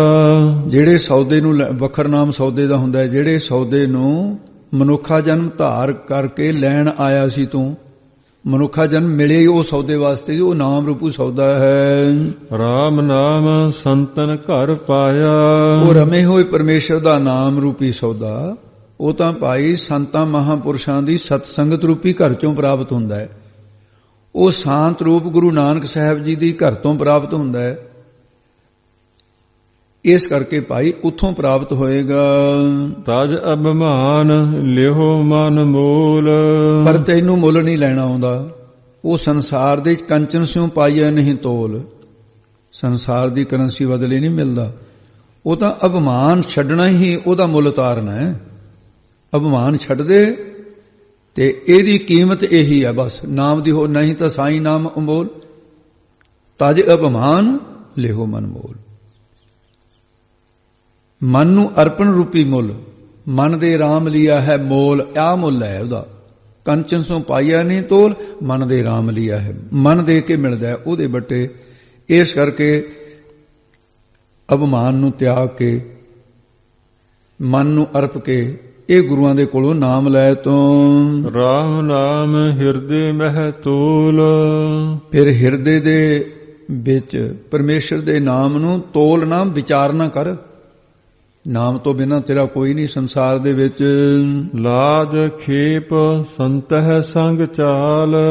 ਤੇ ਫਿਰ ਤੂੰ ਭਾਈ ਮਨੁੱਖਾ ਜਨਮ ਵਿੱਚ ਭਗਤੀ ਰੂਪੀ ਖੇਪ ਰਾਸ ਲਾਦ ਲੱਦ ਕੇ ਅੰਤਿਸ਼ ਕਰਨ ਦੇ ਗੱਡੇ ਵਿੱਚ ਸੰਤਾਂ ਦੀ ਸੰਗਤ ਵਿੱਚ ਚਾਲ ਚੱਲਣਾ ਕਰ। ਮਨੁੱਖਾ ਜਨਮ ਵਿੱਚ ਭਗਤੀ ਰੂਪੀ ਖੇਪ ਰਾਸ ਹੈ। ਇਹਨੂੰ ਅੰਤਿਸ਼ ਕਰਨ ਦੇ ਵਿੱਚ ਲੱਦ ਸਤ ਸੰਗਤ ਦੀ ਚਾਲੀ ਦੇ ਵਿੱਚ ਚੱਲਣਾ ਕਰ। ਅਵਰ ਤਿਆਗ ਵਿਖਿਆ ਜੰਜਾਲ। ਉਹ ਜਿਹੜੇ ਵਿਸ਼ੇ ਵਿਕਾਰ ਨੇ, ਮਾਇਆ ਦੇ ਜੰਜਾਲ ਧੰਦੇ ਨੇ, ਬੰਧਨ ਇਹਨਾਂ 'ਚ ਪਿਆ ਹੋਇਆ, ਇਹਨਾਂ ਨੂੰ ਤਿਆਗ ਕੇ ਛੱਡਣਾ ਕਰ। ਧੰਨ ਧੰਨ ਕਹਿ ਸਭ ਕੋਏ। ਨਹੀਂ ਫੇਰ ਤੈਨੂੰ ਸਭ ਕੋਈ, ਤੈਨੂੰ ਤਾਂ ਧੰਨ ਕਹਿਣਗੇ ਵੀ ਧੰਨ ਇਹਦੀ ਮਾਤਾ, ਧੰਨ ਇਹਦੇ ਪਿਤਾ। ਤੈਨੂੰ ਵੀ ਕਹਿਣਗੇ ਧੰਨ ਵੀ ਧੰਨਤਾ ਦੇ ਯੋਗ ਹੈ। ਮੁਖ ਉਜਲ ਹਰ ਦਰਗਹ ਸੋਏ। ਹਰੀ ਵਾਹਿਗੁਰੂ ਦੀ ਦਰਗਾਹ ਦੇ ਵਿੱਚ, ਸੱਚਖੰਡ ਦੇ ਵਿੱਚ ਉਹਦਾ ਮੁਖ ਉਜਲ ਹੋਏਗਾ, ਉਜਾਲੇ ਵਾਲਾ, ਜਸ ਵਾਲਾ, ਵਡਿਆਈ ਵਾਲਾ ਹੋਏਗਾ, ਪਵਿੱਤਰ ਗਿਣਿਆ ਜਾਏਗਾ। ਇਹੋ ਵਪਾਰ ਵਿਰਲਾ ਵਪਾਰ। ਇਹ ਕੋਈ ਬਿਰਲਾ ਹੀ ਹੈ ਜਿਹੜਾ ਇਹੋ ਜਿਹੇ ਵਪਾਰ ਨੂੰ ਕਰਦਾ ਹੈ। ਇਹੋ ਵਪਾਰ ਵਿਰਲਾ ਵਪਾਰ ਹੈ। ਇਹੋ ਜਿਹਾ ਰਾਮ ਦੇ ਨਾਮ ਦਾ ਜਿਹੜਾ ਵਪਾਰ ਹੈ ਇਹਨੂੰ ਵਪਾਰੇ ਖਰੀਦਦਾ ਉਹ ਕੋਈ ਬਿਰਲੇ ਹਨ। ਨਾਨਕ ਤਾਕੈ ਸਦ ਬਲਿਹਾਰੈ। ਸਤਿਗੁਰੂ ਜੀ ਫਰਮਾਨ ਕਰਦੇ ਮੈਂ ਤਾਂ ਉਹਨਾਂ ਤੋਂ ਬਲਿਹਾਰ ਜਾਵਾਂ ਜਿਹੜੇ ਗੁਰੂ ਦੇ ਕੋਲੋਂ ਨਾਮ ਲੈ ਕੇ ਫਿਰ ਹੋਰਾਂ ਨੂੰ ਨਾਮ ਵੰਡਦੇ ਆ। ਹੋਰਾਂ ਨੂੰ ਕਿਵੇਂ ਵੰਡਣਾ? ਹੋਰਾਂ ਨੂੰ ਜਪਾਉਂਦੇ ਆ, ਇਹ ਵੰਡਣਾ ਹੈ ਤੇ ਭਾਈ ਨਾਮ ਜਪਿਆ ਕਰੋ, ਉਹਨਾਂ ਤੋਂ ਬਲਿਹਾਰ ਕੁਰਬਾਨ ਜਾਈਏ। ਨਾਨਕ ਤਾਕੈ ਸਦ ਬਲਿਹਾਰੈ। ਤੇ ਮਹਾਰਾਜ ਸਾਹਿਬ ਜੀ ਕਹਿੰਦੇ ਮੈਂ ਉਹਨਾਂ ਤੋਂ ਜਿਹੜਾ ਇਹੋ ਜਿਹਾ ਵਪਾਰ ਕਰਦੇ ਆ ਸਦਾ ਹਮੇਸ਼ਾ ਹੀ ਬਲਿਹਾਰ ਕੁਰਬਾਨ ਜਾਈਏ, ਜਿਹੜੇ ਇਸ ਤਰ੍ਹਾਂ ਦੇ ਨਾਮ ਆਪ ਗੁਰੂ ਦੇ ਕੋਲੋਂ ਲੈ ਕੇ ਅੱਗੇ ਵੰਡਦੇ ਹਨ। ਚਰਨ ਸਾਧ ਕੇ ਧੋਏ ਧੋਏ ਪੀਓ। ਹੁਣ ਗੁਰੂ ਅਰਜਨ ਦੇਵ ਜੀ ਫਰਮਾਨ ਕਰਦੇ ਆ ਮੈਂ ਗੁਰੂ ਨਾਨਕ ਸਾਧ ਰੂਪ ਹੈ, ਸਾਧ ਰੂਪ ਭੇਟਿਓ ਗੁਰੂ ਨਾਨਕ। ਤੇ ਗੁਰੂ ਨਾਨਕ ਸਾਹਿਬ ਜੀ ਦੇ ਚਰਨ ਧੋ ਕਰਕੇ ਪੀਵਾਂ, ਸੱਜਾ ਖੱਬਾ ਦੋਨੇ ਧੋ ਧੋ ਕੇ ਪੀਵਾਂ। ਗੁਰੂ ਅੰਗਦ ਦੇਵ ਜੀ ਮਹਾਰਾਜ ਦੇ ਚਰਨ ਧੋ ਧੋ ਕੇ ਪੀਵਾਂ, ਗੁਰੂ ਅਮਰਦਾਸ ਮਹਾਰਾਜ ਦੇ ਚਰਨ ਧੋ ਧੋ ਕੇ ਪੀਵਾਂ, ਗੁਰੂ ਰਾਮਦਾਸ ਮਹਾਰਾਜ ਦੇ ਚਰਨ ਧੋ ਧੋ ਕੇ ਮੈਂ ਪੀਤੇ ਵੀ ਤੇ ਹੋਰਾਂ ਨੂੰ ਪ੍ਰੇਰਣਾ ਕਰਕੇ ਪਿਆਏ ਵੀ। ਐਸੇ ਸਾਧ ਰੂਪ ਸਤਿਗੁਰੂ ਦੇ ਚਰਨਾਂ ਨੂੰ ਧੋ ਧੋ ਕੇ ਪੀਣਾ ਕਰੀਏ। ਅੱਗੇ ਦੱਸਦੇ ਨੇ ਅਰਪ ਸਾਧ ਕੋ ਆਪਣਾ ਜੀਓ। ਤੇ ਫਿਰ ਮੈਂ ਗੁਰੂ ਨੂੰ ਸਾਧ ਰੂਪ ਸਤਿਗੁਰੂ ਨੂੰ ਆਪਣਾ ਜੀਓ ਅਰਪਣ ਕਰਦੇ ਹਾਂ। ਤੇ ਇਸ ਦਾ ਸਾਧ ਚਰਨ ਸਾਧ ਕੇ ਧੋਏ ਧੋਏ ਪੀਓ। ਜਿਹੜਾ ਗੁਰੂ ਸਾਹਿਬ ਨੂੰ ਨੇਤਰਾਂ ਦੇ ਵਿੱਚ ਗੁਰੂ ਦੇ ਸਰੂਪ ਦਾ ਧਿਆਨ ਵਸਾ ਲੈਣਾ ਹੈ। ਗੁਰ ਕੀ ਮੂਰਤ ਮਨ ਮੈਂ ਧਿਆਨ ਜਾਂ ਨੇਤਰੀ ਸਤਿਗੁਰ ਦੇਖਣਾ। ਹੁਣ ਜਦੋਂ ਨੇਤਰਾਂ ਦੇ ਵਿੱਚ ਸਤਿਗੁਰੂ ਦੇ ਚਰਨ ਵਸੇ ਨੇ, ਜਦੋਂ ਵਿਰਾਗ ਵਿੱਚ ਅੱਖਾਂ 'ਚ ਹੰਝੂ ਆ ਗਏ ਬਸ ਸਮਝ ਲਓ ਵੀ ਚਰਨ ਧੋ ਕੇ ਰੱਖ ਦਿੱਤੇ। ਵਿਰਾਗ ਦੇ ਨਾਲ ਚਰਨ ਧੋਤੇ ਗਏ ਤੇ ਇਸ ਕਰਕੇ ਫਿਰ ਚਰਨ ਧੋਏ ਧੋਏ ਦੋਨਾਂ ਨੇਤਰਾਂ ਨਾਲ ਚਰਨ ਧੋਤੇ ਦੋਨੇ ਚਰਨ ਪੀਓ। ਪੀਤਾ ਕੀ? ਨਾਮ ਦਾ ਰਸ, ਇਹ ਪੀਣਾ ਕੀਤਾ, ਅਰਪਣ ਕਰ ਦਿੱਤਾ। ਸਾਧ ਰੂਪ ਗੁਰੂ ਨੂੰ ਆਪਣਾ ਤਨ ਮਨ ਧਨ ਸਭ ਸੌਂਪ ਗੁਰ ਕੋ ਹੁਕਮ ਮੰਨੇ ਪਾਈਏ। ਆਪਣਾ ਜੀਓ ਵੀ ਅਰਪਣ ਦਿੱਤਾ। ਮਹਾਰਾਜ ਜੋ ਕੁਛ ਹੈ ਤੇਰਾ, ਤਨ ਵੀ ਤੇਰਾ, ਧਨ ਵੀ ਤੇਰਾ, ਮਨ ਵੀ ਤੇਰਾ, ਸਭ ਕੁਛ ਹੈ। ਜਾਂ ਸ਼ਾਂਤ ਰੂਪ ਬ੍ਰਹਮ ਬੇਤਿਆਂ ਨੂੰ ਸਭ ਕੁਛ ਅਰਪ ਦੇਣਾ। ਸਾਧ ਕੀ ਧੂਰ ਕਰੋ ਇਸ਼ਨਾਨ। ਮਹਾਂਪੁਰਸ਼ਾਂ ਦੀ ਚਰਨ ਧੂੜ ਦੇ ਵਿੱਚ ਭਾਈ ਇਹ ਵੀ ਇਸ਼ਨਾਨ ਹੈ। ਗੁਰੂ ਸਾਹਿਬ ਦੇ ਜਿੱਥੇ ਚਰਨ ਪਏ ਉੱਥੇ ਜਾ ਕੇ ਅਸੀਂ ਮੱਥਾ ਟੇਕਦੇ ਹਾਂ, ਵੀ ਇਸ਼ਨਾਨ ਨਹੀਂ ਹੈ। ਇਸ ਕਰਕੇ ਇਸ਼ਨਾਨ ਕਰੀਏ। ਸਾਧ ਉਪਰ ਜਾਈਏ ਕੁਰਬਾਨ। ਸੰਤਾਂ ਦੇ ਉੱਪਰੋਂ ਬਲਿਹਾਰ ਕੁਰਬਾਨ ਜਾਣਾ ਕਰੀਏ।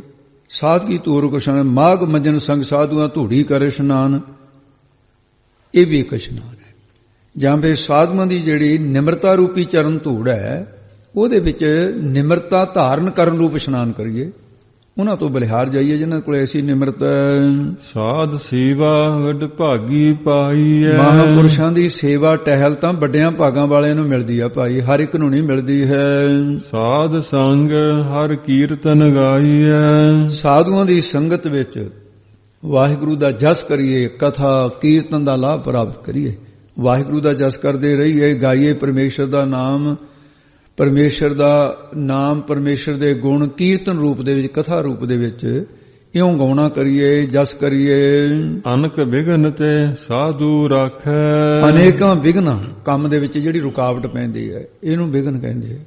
ਇਹਨਾਂ ਤੋਂ ਕਹਿੰਦੇ ਸੰਤ ਮਹਾਂਪੁਰਸ਼ ਜਿਵੇਂ ਖੇਤ ਦਾ ਰਾਖਾ ਖੇਤ ਦੀ ਰੱਖਿਆ ਕਰਦਾ ਹੈ, ਐਂ ਫਿਰ ਉਹ ਰਾਖੇ ਬਣ ਕੇ ਰੱਖਿਆ ਕਰਦੇ ਨੇ ਉਹਦੀ ਪ੍ਰੇਮੀ ਦੀ। ਉਹਦੇ ਵਿੱਚ ਸਾਧ ਸੰਗਤ ਜੀ ਇੱਕ ਕਹਿੰਦੇ ਰਾਜਾ ਸੀ ਨਾਸਤਕ। ਉਹਦਾ ਜਿਹੜਾ ਵਜ਼ੀਰ ਸੀ, ਵਜ਼ੀਰ ਜਿਹੜਾ ਸੀ ਉਹ ਆਸਤਕ ਸੀ। ਕਈ ਵਾਰੀ ਪਿਓ ਪੁੱਤ ਦੇ ਵਿੱਚ ਆਸਤਕ ਨਾਸਤਕ ਦਾ ਬੜੀ ਨੇੜੇ ਨੇੜੇ ਰਹਿੰਦੀ ਹੈ। ਰਾਜਾ ਚੱਲਿਆ ਸ਼ਿਕਾਰ ਨੂੰ ਤੇ ਵਜ਼ੀਰ ਨਾਲ ਸੀ। ਉਹ ਸਾਹਮਣੇ ਬੈਠੇ ਸੀ ਮਹਾਂਪੁਰਸ਼ ਜਿਹਨਾਂ ਦੀ ਸੰਗਤ ਕਿਹਾ। ਉਹ ਜਾ ਕੇ ਉਹਨਾਂ ਨੂੰ ਮੱਥਾ ਟੇਕਿਆ, ਨਮਸਕਾਰ ਕੀਤੀ ਤੇ ਰਾਜਾ ਨਾਰਾਜ਼ ਹੋ ਗਿਆ। ਕਹਿੰਦੇ ਮੈਨੂੰ ਛੱਡ ਕੇ ਇਹਨੂੰ ਸੰਤ ਨੂੰ ਮੱਥੇ ਟੇਕਦਾ ਫਿਰਦਾ। ਨਾਸਤਕ ਸੀ ਨਾ। ਉਹ ਕਹਿੰਦੇ ਮਹਾਰਾਜ ਇਹਦੇ ਵਿੱਚ ਵੀ ਪ੍ਰਯੋਜਨ ਹੈ, ਕੋਈ ਮਤਲਬ ਹੈ, ਮੈਂ ਉਹੀ ਤਾਂ ਨਹੀਂ ਮੱਥਾ ਟੇਕਿਆ। ਕਹਿੰਦਾ ਕੀ ਪ੍ਰਯੋਜਨ ਹੈ? ਉਹ ਕਹਿੰਦੇ ਜੀ ਵਿਪਤਾ ਦੇ ਵਿੱਚ ਸੰਤਾਂ ਦੀ ਆਸ਼ੀਰਵਾਦ ਕੰਮ ਕਰਦੀ ਹੁੰਦੀ ਹੈ, ਇਸ ਕਰਕੇ ਮੈਂ ਉਹਨਾਂ ਦੀ ਆਸ਼ੀਰਵਾਦ ਲਈ ਹੈ ਵੀ ਜੇ ਕੋਈ ਵਿਘਨ ਪਵੇ ਵਿਘਨ ਚੱਕ ਦਿੰਦੀ ਹੈ ਇਹਨਾਂ ਨੂੰ ਨਮਸਕਾਰ ਕਰਨੀ। ਉਹ ਸਾਧ ਸੰਗਤ ਜੀ ਵਾਪਸ ਮਹਿਲਾਂ ਦੇ ਵਿੱਚ ਆ ਗਿਆ। ਮਹਾਰਾਜਾ ਪਰਿਵਾਰ ਸੁੱਤਾ ਹੈ ਮਹਾਰਾਜ ਦਾ। ਰਾਜੇ ਦੀ ਲੜਕੀ ਸੀ, ਉਹ ਕਿਤੇ ਜਾਗਦੇ ਦੇ ਸੰਸਕਾਰ ਕਈ ਵਾਰੀ ਕਈਆਂ ਨੂੰ ਸੁਭਾਅ ਹੈ ਉਹ ਸੁਪਨੇ ਦੇ ਵਿੱਚ ਬਰੜਾਉਣ ਲੱਗ ਜਾਂਦੇ ਨੇ, ਦਿਨ ਦੀਆਂ ਗੱਲਾਂ ਕਹਿਣ ਲੱਗ ਜਾਂਦੇ ਨੇ। ਉਹ ਲੜਕੀ ਕਿਤੇ ਬਰੜਾਉਂਦੀ ਉਹਨੇ ਵਜ਼ੀਰ ਦੇ ਲੜਕੇ ਦਾ ਨਾਂ ਲੈਤਾ। ਉਹ ਰਾਣੀ ਨੇ ਸੁਣ ਲਈ, ਉਹਨੇ ਜਾ ਕੇ ਕਿਹਾ ਮਹਾਰਾਜ ਆਪਣੀ ਤਾਂ ਲੜਕੀ ਦੇ ਨਾਲ ਵਜ਼ੀਰ ਦੇ ਲੜਕੇ ਨੇ ਸ਼ਰਾਰਤ ਕੀਤੀ ਹੈ ਕੋਈ। ਉਹ ਲੜਕੀ ਆਪੇ ਆਪ ਗੱਲਾਂ ਕਰਦੀ ਸੀ। ਉਹ ਕਹਿੰਦਾ ਉਹਦੀ ਮਜਾਲ। ਮਹਾਰਾਜ ਨੇ ਹੁਕਮ ਦੇ ਦਿੱਤਾ ਵੀ ਵਜ਼ੀਰ ਦਾ ਲੜਕਾ, ਵਜ਼ੀਰ ਦਾ ਪਰਿਵਾਰ ਕਤਲ ਕਰ ਦਿੱਤਾ ਜਾਏ। ਇਹ ਹੁਕਮ ਦੇ ਦਿੱਤਾ। ਇਹ ਹੁਕਮ ਦੇਣ ਤੋਂ ਪਹਿਲਾਂ ਅਜੇ ਹੁਕਮ ਦਿੱਤਾ ਨਹੀਂ ਸੀ, ਦਿਨ ਚੜੇ ਦੇਣਾ ਸੀ ਨਾ ਦਰਬਾਰ ਲਾ ਕੇ। ਉਹ ਸਵੇਰੇ ਤੜਕੇ ਵਜ਼ੀਰ ਗਿਆ ਮਹਾਂਪੁਰਸ਼ਾਂ ਦੇ ਚਰਨ ਸ਼ਰਨ, ਸੰਗਤ ਕਰਦਾ ਸੀ ਰੋਜ਼। ਮਹਾਂਪੁਰਸ਼ ਦੇਖ ਕੇ ਹੱਸ ਪਏ, ਕਹਿੰਦੇ ਮਹਾਰਾਜ ਹੱਸਦੇ ਹੋ? ਕਹਿੰਦੇ ਤੇਰੇ ਪਰਿਵਾਰ ਤੇ ਵਿਪਤਾ ਆ ਗਈ। ਕਹਿੰਦਾ ਜੀ ਕਿਸ ਤਰ੍ਹਾਂ? ਕਹਿੰਦੇ ਰਾਜੇ ਨੇ ਕਤਲ ਕਰ ਦੇਣਾ ਤੁਹਾਡਾ ਸਾਰਾ ਪਰਿਵਾਰ, ਕੋਈ ਜੀ ਨਹੀਂ ਛੱਡਣਾ। ਕਹਿੰਦੇ ਕਸੂਰ? ਕਹਿੰਦੇ ਕਸੂਰ ਕੋਈ ਨਹੀਂ ਹੈ। ਕਹਿੰਦੇ ਮਹਾਰਾਜ ਫਿਰ ਮੇਰੀ ਬੇਕਸੂਰ ਦੀ ਰੱਖਿਆ ਕਰੋ। ਕਹਿੰਦੇ ਚੰਗਾ ਐਂ ਕਰ, ਆਪਣੇ ਪਰਿਵਾਰ ਨੂੰ ਲੈ ਕੇ ਗੂੜੇ ਜੰਗਲ ਚਲਿਆ ਜਾ। ਉਹ ਗੂੜੇ ਜੰਗਲ ਚਲਿਆ ਗਿਆ। ਰਾਜੇ ਨੇ ਕਤਲ ਦਾ ਹੁਕਮ ਦੇ ਦਿੱਤਾ। ਰੱਬ ਦੇ ਫਿਰਨ ਸਿਪਾਹੀ ਲੱਭੇ ਕਿਤੇ ਨਾ, ਨਹੀਂ ਮਿਲਿਆ। ਉਹ ਜਦੋਂ ਨਾ ਮਿਲਿਆ, ਮਹਾਰਾਣੀ ਆਪਣੀ ਧੀ ਨੂੰ ਪੁੱਛਦੀ ਹੈ, ਕਹਿੰਦੀ ਬੇਟਾ ਬਹਿ ਜਾ ਮੇਰੇ ਕੋਲ। ਕੀ ਗੱਲ ਹੋਈ ਸੀ? ਕਹਿੰਦੀ ਮਾਂ ਕੀ ਗੱਲ, ਕੀ ਪੁੱਛਦੀ ਆ ਤੂੰ? ਕਹਿੰਦੀ ਤੈਨੂੰ ਵਜ਼ੀਰ ਦੇ ਲੜਕੇ ਨੇ ਛੇੜਖਾਨੀ ਕੀਤੀ। ਕਹਿੰਦੀ ਮਾਂ ਉਹ ਤਾਂ ਮੈਨੂੰ ਭੈਣ ਕਹਿ ਕੇ ਬੁਲਾਉਂਦਾ, ਮੇਰਾ ਸਤਿਕਾਰ ਕਰਦਾ, ਤੈਨੂੰ ਕੀ ਨਹੀਂ ਕਹਿਤਾ ਹੈ? ਉਹ ਕਹਿਣ ਲੱਗੀ ਬੇਟਾ ਵੀ ਤੂੰ ਤਾਂ ਰਾਤ ਐਂ ਕਹਿੰਦੀ ਸੀ। ਕਹਿੰਦੀ ਬਰੜਾਉਂਦੀ ਹੋਈ ਦੇ ਮੂੰਹ ਤੋਂ ਨਿਕਲ ਗਿਆ ਹੋਊਗਾ ਕੋਈ, ਮੈਨੂੰ ਤਾਂ ਉਹਨੇ ਵਿਚਾਰੇ ਨੇ ਕੀ ਕਹਿਣਾ। ਉਹ ਕਹਿੰਦੀ ਉਹ ਜਾਦੇ ਮਹਾਰਾਜ ਕੋਲ, ਕਹਿੰਦੀ ਮਹਾਰਾਜ ਮੇਰੇ ਤੋਂ ਤਾਂ ਗਲਤੀ ਹੋ ਗਈ, ਉਹ ਤਾਂ ਕੁੜੀ ਬਰੜਾਉਂਦੀ ਹੋਈ ਕਹਿੰਦੀ ਸੀ ਇਸ ਤਰ੍ਹਾਂ। ਕਹਿੰਦਾ ਮਹਾਰਾਣੀ ਤੈਂ ਤਾਂ ਮੇਰੇ ਕੋਲੋਂ ਬਹੁਤ ਪਾਪ ਕਰਾਤਾ ਸੀ ਫਿਰ। ਕਹਿੰਦਾ ਸ਼ੁਕਰ ਹੈ ਵੀ ਜੇ ਲੱਭਿਆ ਹੀ ਨਹੀਂ ਸੀ, ਨਹੀਂ ਤਾਂ ਮਾਰੇ ਦੇਣਾ ਸੀ। ਕਹਿੰਦੇ ਜਾਓ ਵੀ ਵਜ਼ੀਰ ਨੂੰ ਢੰਡੋਰਚੀ ਨੂੰ ਕਹਿੰਦੇ ਵੀ ਜਿੱਥੇ ਵੀ ਵਜ਼ੀਰ ਲੁਕਿਆ ਹੋਇਆ ਆ ਜਾਵੇ, ਉਹਨੂੰ ਇਨਾਮ ਦੇਵਾਂਗਾ ਮੈਂ। ਉਹ ਕਿਤੇ ਆਵਾਜ਼ ਸੁਣੀ ਤੇ ਵਜ਼ੀਰ ਆ ਗਿਆ, ਪਰਿਵਾਰ ਸਮੇਤ ਆਇਆ। ਕਹਿੰਦੇ ਵਜ਼ੀਰ ਮੈਂ ਤੈਨੂੰ ਕਤਲ ਕਰ ਦੇਣਾ ਸੀ, ਬਈ ਕਸੂਰ ਤੇਰਾ ਹੈ ਨਹੀਂ ਸੀ, ਵੀ ਤੇਰਾ ਬਚਾਅ ਕਿਵੇਂ ਹੋਇਆ? ਤੈਨੂੰ ਕਿਵੇਂ ਪਤਾ ਲੱਗ ਗਿਆ? ਤੂੰ ਜਿਹੜਾ ਜੰਗਲ 'ਚ ਜਾ ਲੁਕਿਆ ਜਾਂ ਕਿੱਥੇ ਸੀ ਤੂੰ? ਕਹਿੰਦਾ ਜੀ ਜੰਗਲ 'ਚ ਲੁਕਿਆ। ਕਹਿੰਦਾ ਕਿਉਂ? ਮੈਂ ਤਾਂ ਜੇ ਹੁਕਮ ਬਾਅਦ ਦੇ ਵਿੱਚ ਦਿੱਤਾ ਹੈ, ਤੂੰ ਪਹਿਲਾਂ ਹੀ ਕਿਵੇਂ ਚਲਿਆ ਗਿਆ? ਉਹ ਕਹਿੰਦਾ ਜੀ ਅਨਕ ਵਿਘਨ ਤੇ ਸਾਧੂ ਰੱਖ ਹੈ। ਇਹ ਅਨੇਕਾਂ ਵਿਘਨ ਪੈਣ ਵਾਲੇ ਹੁਣ ਸਾਧੂ ਰੱਖਿਆ ਕਰਦਾ। ਕਹਿੰਦੇ ਮੈਨੂੰ ਸੰਤਾਂ ਨੇ ਦੱਸਤਾ ਸੀ ਤੇਰੇ ਤੇ ਵਿਪਤਾ ਪੈਣ ਵਾਲੀ ਹੈ। ਕਹਿੰਦੇ ਮੈਂ ਕਿਹਾ ਮਹਾਰਾਜ ਕਿਰਪਾ ਕਰੋ। ਉਹਨਾਂ ਨੇ ਦੱਸਿਆ ਵੀ ਜੰਗਲ 'ਚ ਲੁਕ ਜਾ। ਵਰਤਮਾਨ ਭਾਵੀ ਬਿਪਤ ਸੰਤ ਸੇਵ ਤੇ ਨਾਸ, ਜਿਉ ਗੰਗੋਦਕ ਅਚਨ ਤੇ ਦੁਰਗਤ ਪਿਆਸ ਬਿਨਾਸ। ਸਾਰ ਕੁਤਾਬਲੀ ਵਾਲਾ ਕਹਿੰਦਾ ਹੈ ਪੰਡਤ ਹਰਦਿਆਲ ਜੀ, ਕਹਿੰਦੇ ਗੰਗਾ ਦਾ ਪਾਣੀ ਪੀਣ ਦੇ ਨਾਲ ਜਿਵੇਂ ਪਾਪ ਵੀ ਨਾਸ ਹੁੰਦੇ ਹੈ, ਇਹ ਉਹ ਸਨਾਤਨ ਮਤ ਦਾ ਵਿਸ਼ਵਾਸ ਹੈ ਇਹਦੇ ਤੇ ਪਿਆਸ ਵੀ ਬੁੱਝ ਜਾਂਦੀ ਹੈ। ਇਸੇ ਤਰ੍ਹਾਂ ਜਿਹੜੀ ਭਾਵੀ ਵਰਤਨ ਵਾਲੀ ਹੈ, ਸੰਤਾਂ ਦੀ ਸੇਵਾ ਕਰਨ ਦੇ ਨਾਲ, ਉਹਨਾਂ ਦੀ ਸੰਗਤ ਕਰਨ ਦੇ ਨਾਲ ਵਿਘਨ ਨਾਸ ਹੋ ਜਾਂਦੇ ਨੇ। ਅਨਕ ਵਿਘਨ ਤੇ ਸਾਧੂ ਰੱਖੈ। ਤਾਂ ਗੁਰੂ ਅਰਜਨ ਦੇਵ ਜੀ ਨੇ ਕਿਹਾ ਹੈ ਹਰ ਗੁਣ ਗਾਈ ਅੰਮ੍ਰਿਤ ਰਸ ਚਾਖੈ। ਜਿਹੜੇ ਵਾਹਿਗੁਰੂ ਦੇ ਗੁਣ ਗਾਉਂਦੇ ਐ ਤੇ ਮਿਰਤੂ ਤੋਂ ਰਹਿਤ ਕਰਨ ਵਾਲੇ ਨਾਮ ਦੇ ਰਸ ਨੂੰ ਚਖਦੇ ਐ। ਚਖਣਾ ਹੁੰਦਾ ਜਿਹੜਾ ਆਨੰਦ ਮਾਣਨਾ, ਜਿਵੇਂ ਮੂੰਹ ਦੇ ਵਿੱਚ ਮਿਸਰੀ ਪਾ ਕੇ ਚੂਸਣਾ, ਉਹਨੂੰ ਚਖਣਾ ਕਹਿੰਦੇ ਐ। ਉਹਦਾ ਸਵਾਦ ਲੈਣਾ ਮੂੰਹ ਦੇ ਵਿੱਚ। ਇਸੇ ਤਰ੍ਹਾਂ ਉਹ ਨਾਮ ਦੇ ਰਸ ਨੂੰ ਚਖਣਾ ਕਰਦੇ ਐ। ਨਾਮ ਦੇ ਚੋਂ ਰਸ ਆਉਣ ਲੱਗ ਜਾਂਦਾ ਹੈ। ਉਹ ਅੰਮ੍ਰਿਤੂ ਤੋਂ ਰਹਿਤ ਕਰਨ ਵਾਲਾ ਨਾਮ ਚਖਦੇ ਹਨ, ਆਨੰਦ ਮਾਣਦੇ ਨੇ। ਓਟ ਗਹੀ ਸੰਤਹਿ ਦਰ ਆਇਆ। ਜਿਨ੍ਹਾਂ ਨੇ ਵਾਹਿਗੁਰੂ ਪਰਮੇਸ਼ਰ ਦੀ ਓਟ ਟੇਕ ਗ੍ਰਹਿਣ ਕਰ ਲਈ ਹੈ, ਪਕੜ ਲਈ ਹੈ ਤੇ ਸੰਤਾਂ ਦੇ ਦਰ ਸੰਗਤ ਵਿੱਚ ਆ ਗਏ ਹੈ, ਜਾਂ ਫਿਰ ਜਿਨ੍ਹਾਂ ਸੰਤਾਂ ਦੇ ਦੁਆਰੇ ਆਇਆ ਹੈ, ਜਿਹੜਾ ਸੰਤਾਂ ਦੇ ਦੁਆਰੇ ਕੋਈ ਜਿਗਿਆਸੂ ਆ ਗਿਆ ਹੈ, ਉਹਨਾਂ ਨੇ ਪਰਮੇਸ਼ਰ ਦੀ ਓਟ ਟੇਕ ਗ੍ਰਹਿਣ ਕਰ ਲਈ ਹੈ।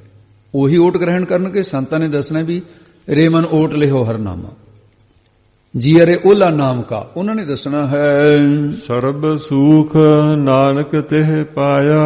ਸਤਿਗੁਰੂ ਜੀ ਕਥਨ ਕਰਦੇ ਉਹਨਾਂ ਨੇ ਸਰਬ ਸਾਰੇ ਸੁਖ ਪਾਉਣਾ ਕੀਤੇ ਨੇ। ਨਾਮ ਦੇ ਵਿੱਚ ਇਹ ਸਾਰੇ ਸੁੱਖ ਹਨ। ਮਿਰਤਕ ਕੋ ਜੀਵਾਲਨ ਹਾਰ। ਵਾਹਿਗੁਰੂ ਪਰਮੇਸ਼ਰ ਉਹ ਕੈਸਾ ਹੈ? ਮਿਰਤਕ ਮੁਰਦਿਆਂ ਨੂੰ ਜੀਵਾਲਣ ਵਾਲਾ, ਜਿਉਂਦੇ ਕਰਨ ਵਾਲਾ ਹੈ। ਹਰੀ ਵਾਹਿਗੁਰੂ ਪਰਮੇਸ਼ਰ ਆਪਣੇ ਵੱਲੋਂ ਮਿਰਤਕ ਮਰੇ ਹੋਏ ਮਨਾਂ ਨੂੰ ਸਿਮਰਨ ਰੂਪੀ ਸਾਹ ਪਾ ਕੇ ਜੀਵਾਲਣ ਹਾਰ, ਜਿਉਂਦਾ ਕਰਨ ਵਾਲਾ ਹੈ। ਸਤਿਗੁਰ ਮੇਰਾ ਮਾਰ ਜੀਵਾਲ ਹੈ, ਉਹ ਗੁਰੂ ਸਰੂਪ ਹੋ ਕਰਕੇ ਜੀ ਦਾਨ ਦੇ ਭਗਤੀ ਲਾਏ। ਜਿਵੇਂ ਮਰਦਾਨੇ ਨੇ ਗੁਰੂ ਸਾਹਿਬ ਜੀ ਨੂੰ ਬੇਨਤੀ ਕੀਤੀ ਸੀ, ਮਹਾਰਾਜ ਇਹ ਵਿਚਾਰੇ ਗਰੀਬ ਨੇ, ਹਾਥੀ ਮਰ ਗਿਆ ਬਾਦਸ਼ਾਹ ਦਾ, ਇਹਨਾਂ ਨੂੰ ਦੰਡ ਮਿਲੂਗਾ, ਇਹਨਾਂ ਦਾ ਰੁਜ਼ਗਾਰ ਗਿਆ। ਆ ਜਮਨਾ ਦੇ ਕਿਨਾਰੇ ਦਿੱਲੀ ਦੀ ਗੱਲ ਹੈ ਇਹ। ਮਹਾਰਾਜ ਜਿਉਂਦਾ ਕਰ ਦੋ। ਮਹਾਰਾਜ ਨੇ ਹਾਥੀ ਜਿਉਂਦਾ ਕਰ ਦਿੱਤਾ ਸੀ। ਮਰਦਾਨਿਆਂ ਸਤਨਾਮ ਕਹਿ ਕੇ ਛਿੱਟਾ ਮਾਰਦੇ ਹਾਥੀ ਜਿਉਂਦਾ ਹੋ ਗਿਆ ਸੀ। ਮਿਰਤ ਕੋ ਜੀਵਾਲਨ ਹਾਰ। ਗੁਰੂ ਅਮਰਦਾਸ ਮਹਾਰਾਜ ਨੇ ਖਤਰਾਣੀ ਦਾ ਬੇਟਾ, ਇਕਲੌਤਾ ਬੇਟਾ ਸੀ, ਉਹ ਜਿਉਂਦਾ ਕਰ ਦਿੱਤਾ। ਧਰਮਰਾਜ ਨੂੰ ਕਹਿਤਾ ਜਿੰਨਾ ਚਿਰ ਸਾਡਾ ਸਰੀਰ ਹੈ ਇੱਥੇ ਗੋਇੰਦਵਾਲ 'ਚ ਕਿਸੇ ਦੀ ਮੌਤ ਨਹੀਂ ਕਰਨੀ। ਸਤਵੇਂ ਪਾਤਸ਼ਾਹ ਨੇ ਗੁਰੂ ਹਰਿਰਾਏ ਸਾਹਿਬ ਨੇ ਬ੍ਰਾਹਮਣ ਦਾ ਮਰਿਆ ਹੋਇਆ ਬੱਚਾ ਜਿਹੜਾ ਉਹ ਜੀਵਤ ਕੀਤਾ। ਸਾਧ ਸੰਗਤ ਜੀ ਕਿੰਨਿਆਂ ਦੇ ਪ੍ਰਸੰਗ ਕਹੇ ਜਾਣ।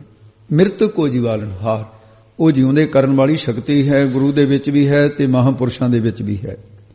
ਸੋ ਇਸ ਕਰਕੇ ਅੱਗੇ ਦੱਸਦੇ ਹਨ ਜੇ ਭੁੱਖੇ ਕੋ ਦੇਵਤ ਆਧਾਰ। ਤੇ ਭੁੱਖੇ ਨੂੰ ਭੋਜਨ, ਆਧਾਰ ਆਸਰਾ ਦੇਣਾ, ਲੰਗਰ ਚਲਾਉਣੇ, ਇਹ ਵੀ ਸੰਤਾਂ ਦਾ ਹੀ ਕੰਮ ਹੈ। ਜਿੱਥੇ ਜੀਵਨ ਨੂੰ ਦਰਸ਼ਨਾਂ ਦੀ ਭੁੱਖ ਹੋਵੇ, ਰੱਬ ਦੇ ਦਰਸ਼ਨਾਂ ਦੀ, ਭੁੱਖੇ ਕੋ ਵੀ ਮਹਾਰਾਜ ਹੋਰ ਸਾਨੂੰ ਮੈਨੂੰ ਕੁਝ ਨਹੀਂ ਚਾਹੀਦਾ, ਮਹਾਂਪੁਰਸ਼ੋ ਰੱਬ ਦੇ ਦਰਸ਼ਨ ਚਾਹੀਦੇ, ਉਹਦੀ ਭੁੱਖ ਲੱਗੀ ਹੈ। ਉਥੇ ਦਰਸ਼ਨਾਂ ਦੀ ਭੁੱਖ ਮੇਟਦੇ ਆ। ਜਿਵੇਂ ਬਾਬਾ ਬਿਸ਼ਨ ਸਿੰਘ ਜੀ ਨੇ ਸੰਤ ਗਿਆਨੀ ਸੁੰਦਰ ਸਿੰਘ ਨੂੰ ਦਰਸ਼ਨ ਕਰਾ ਦਿੱਤੇ।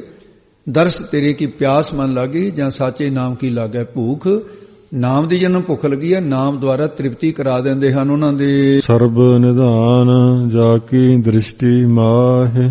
ਜਿਹਦੀ ਦ੍ਰਿਸ਼ਟੀ ਦੇ ਵਿੱਚ ਸਾਰੇ ਨਿਧਾਨ ਖਜ਼ਾਨੇ ਹਨ। ਜਿਸ ਵਾਹਿਗੁਰੂ ਦੀ ਦ੍ਰਿਸ਼ਟੀ ਵਿੱਚ, ਗੁਰੂ ਨਾਨਕ ਦੀ ਦ੍ਰਿਸ਼ਟੀ ਵਿੱਚ ਸਾਰੇ ਖਜ਼ਾਨੇ ਨੇ, ਸਾਰੀਆਂ ਬਰਕਤਾਂ ਹਨ। ਪੁਰਬ ਲਿਖੇ ਕਾ ਰਹਿਣਾ ਪਾਹੇ। ਪਰਮੇਸ਼ਰ ਦੇ ਹੁਕਮ ਅਨੁਸਾਰ ਜੀਵ ਪੁਰਬ ਪੂਰਵਲੇ ਜਨਮਾਂ ਦੇ ਲਿਖੇ ਲੇਖਾਂ ਅਨੁਸਾਰ ਲੈਣਾ ਲਾਭ ਭਾਵ ਉਹ ਪ੍ਰਾਪਤ ਕਰਦੇ, ਪਾਹੇ ਪਾਉਂਦੇ ਹਨ। ਇਹ ਕਰਮਾਂ ਦੇ ਅਨੁਸਾਰ ਹੈ, ਪ੍ਰਲਬਧ ਅਨੁਸਾਰ। ਸਭ ਕਿਛ ਤਿਸ ਕਾ ਉਹ ਕਰਨਾ ਜੋਗ।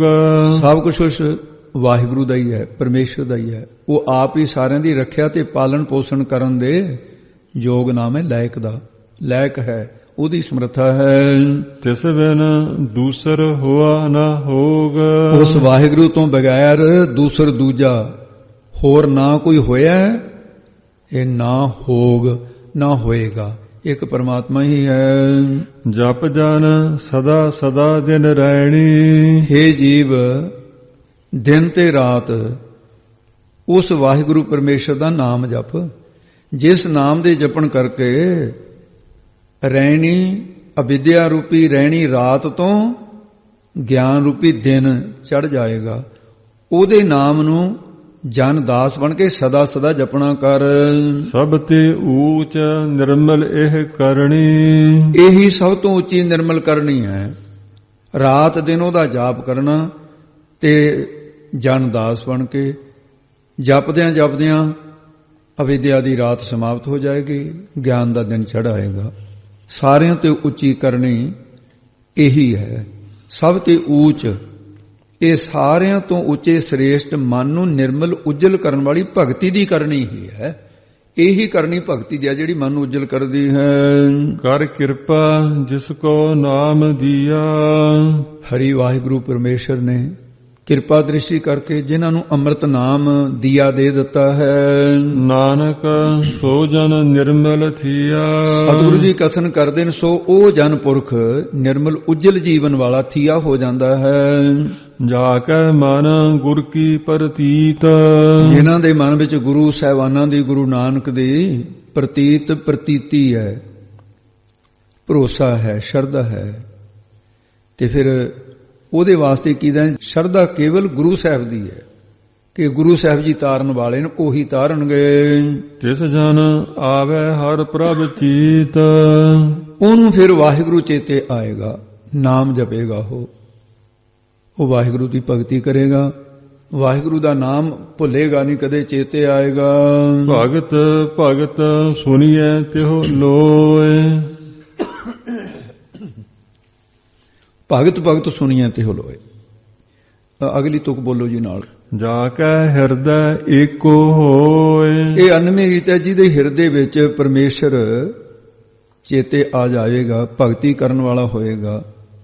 ਜਿਹਦੇ ਹਿਰਦੇ ਦੇ ਵਿੱਚ ਪਰਮੇਸ਼ਰ ਆਵੇਗਾ, ਉਹ ਭਗਤੀ ਕਰਨ ਵਾਲਾ ਹੋਵੇਗਾ। ਉਹ ਜੀਵ ਤਿੰਨਾਂ ਲੋਕਾਂ ਦੇ ਵਿੱਚ ਤੇ ਭਗਤ ਸੁਣਿਆ ਜਾਂਦਾ। ਫਿਰ ਨਾਮ ਜਪਣ ਵਾਲਾ ਜਿਸ ਦੇ ਹਿਰਦੇ ਵਿੱਚ, ਮਨ ਦੇ ਵਿੱਚ ਹਰੀ ਪਰਮੇਸ਼ਰ ਵਾਹਿਗੁਰੂ ਦਾ ਵਾਸਾ ਹੋਏ ਹੁੰਦਾ ਹੈ, ਉਹ ਭਗਤ ਜਗ ਬਗਜਿਆ ਚੌਂਚੁੱਕਾਂ ਦੇ ਵਿੱਚ ਚਮਰੇਟਾ।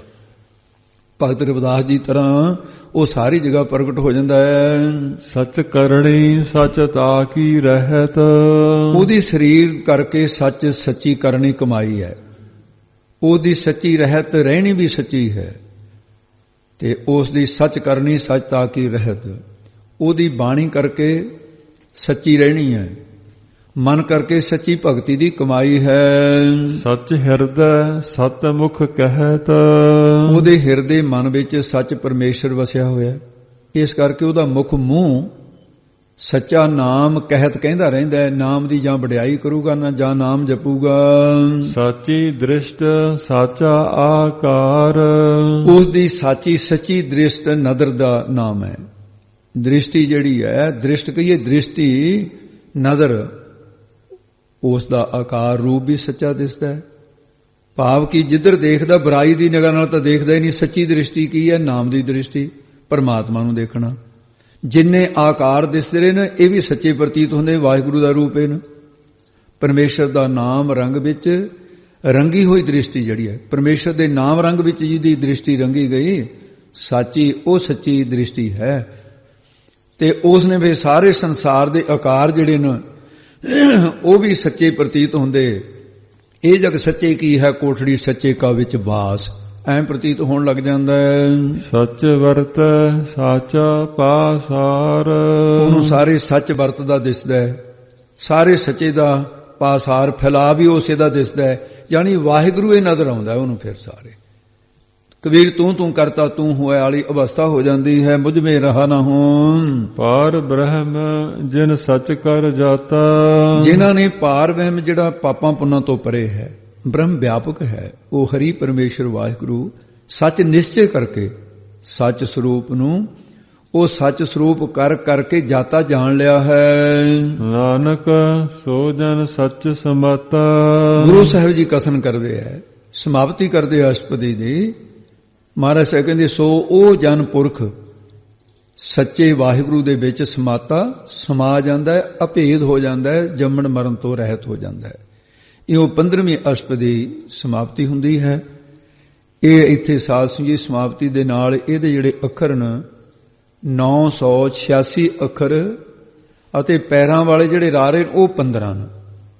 ਇਸ ਕਰਕੇ ਫਿਰ 1001 ਅੱਖਰ ਦੇ ਵਿੱਚ ਮਹਾਰਾਜ ਸਾਹਿਬ ਨੇ ਇਹ ਗੁਰਮਤਿ ਦੇ ਸਿਧਾਂਤ ਨੂੰ, ਸਿੱਖਿਆ ਨੂੰ, ਬ੍ਰਹਮ ਗਿਆਨ ਨੂੰ ਗੁੰਥਨ ਕੀਤਾ ਹੈ। ਉਹ ਆਪ ਜੀ ਨੇ ਸੁਣਿਆ। ਮਹਾਰਾਜ ਸਾਹਿਬ ਸਭ ਦੀ ਹਾਜ਼ਰੀ ਦਰਗਾਹੇ ਕਬੂਲ ਕਰਨ ਜੀ। ਆਓ ਹੁਣ ਇੱਥੇ ਸਮਾਪਤੀ ਹੈ ਜੀ। ਪਾਰ ਬ੍ਰਹਮ ਜਿਨ ਸੱਚ ਕਰ ਜਾਤਾ, ਨਾਨਕ ਸੋ ਜਨ ਸੱਚ ਸਮਾਤਾ। ਵਾਹਿਗੁਰੂ ਜੀ ਕਾ ਖਾਲਸਾ, ਵਾਹਿਗੁਰੂ ਜੀ ਕੀ ਫਤਿਹ।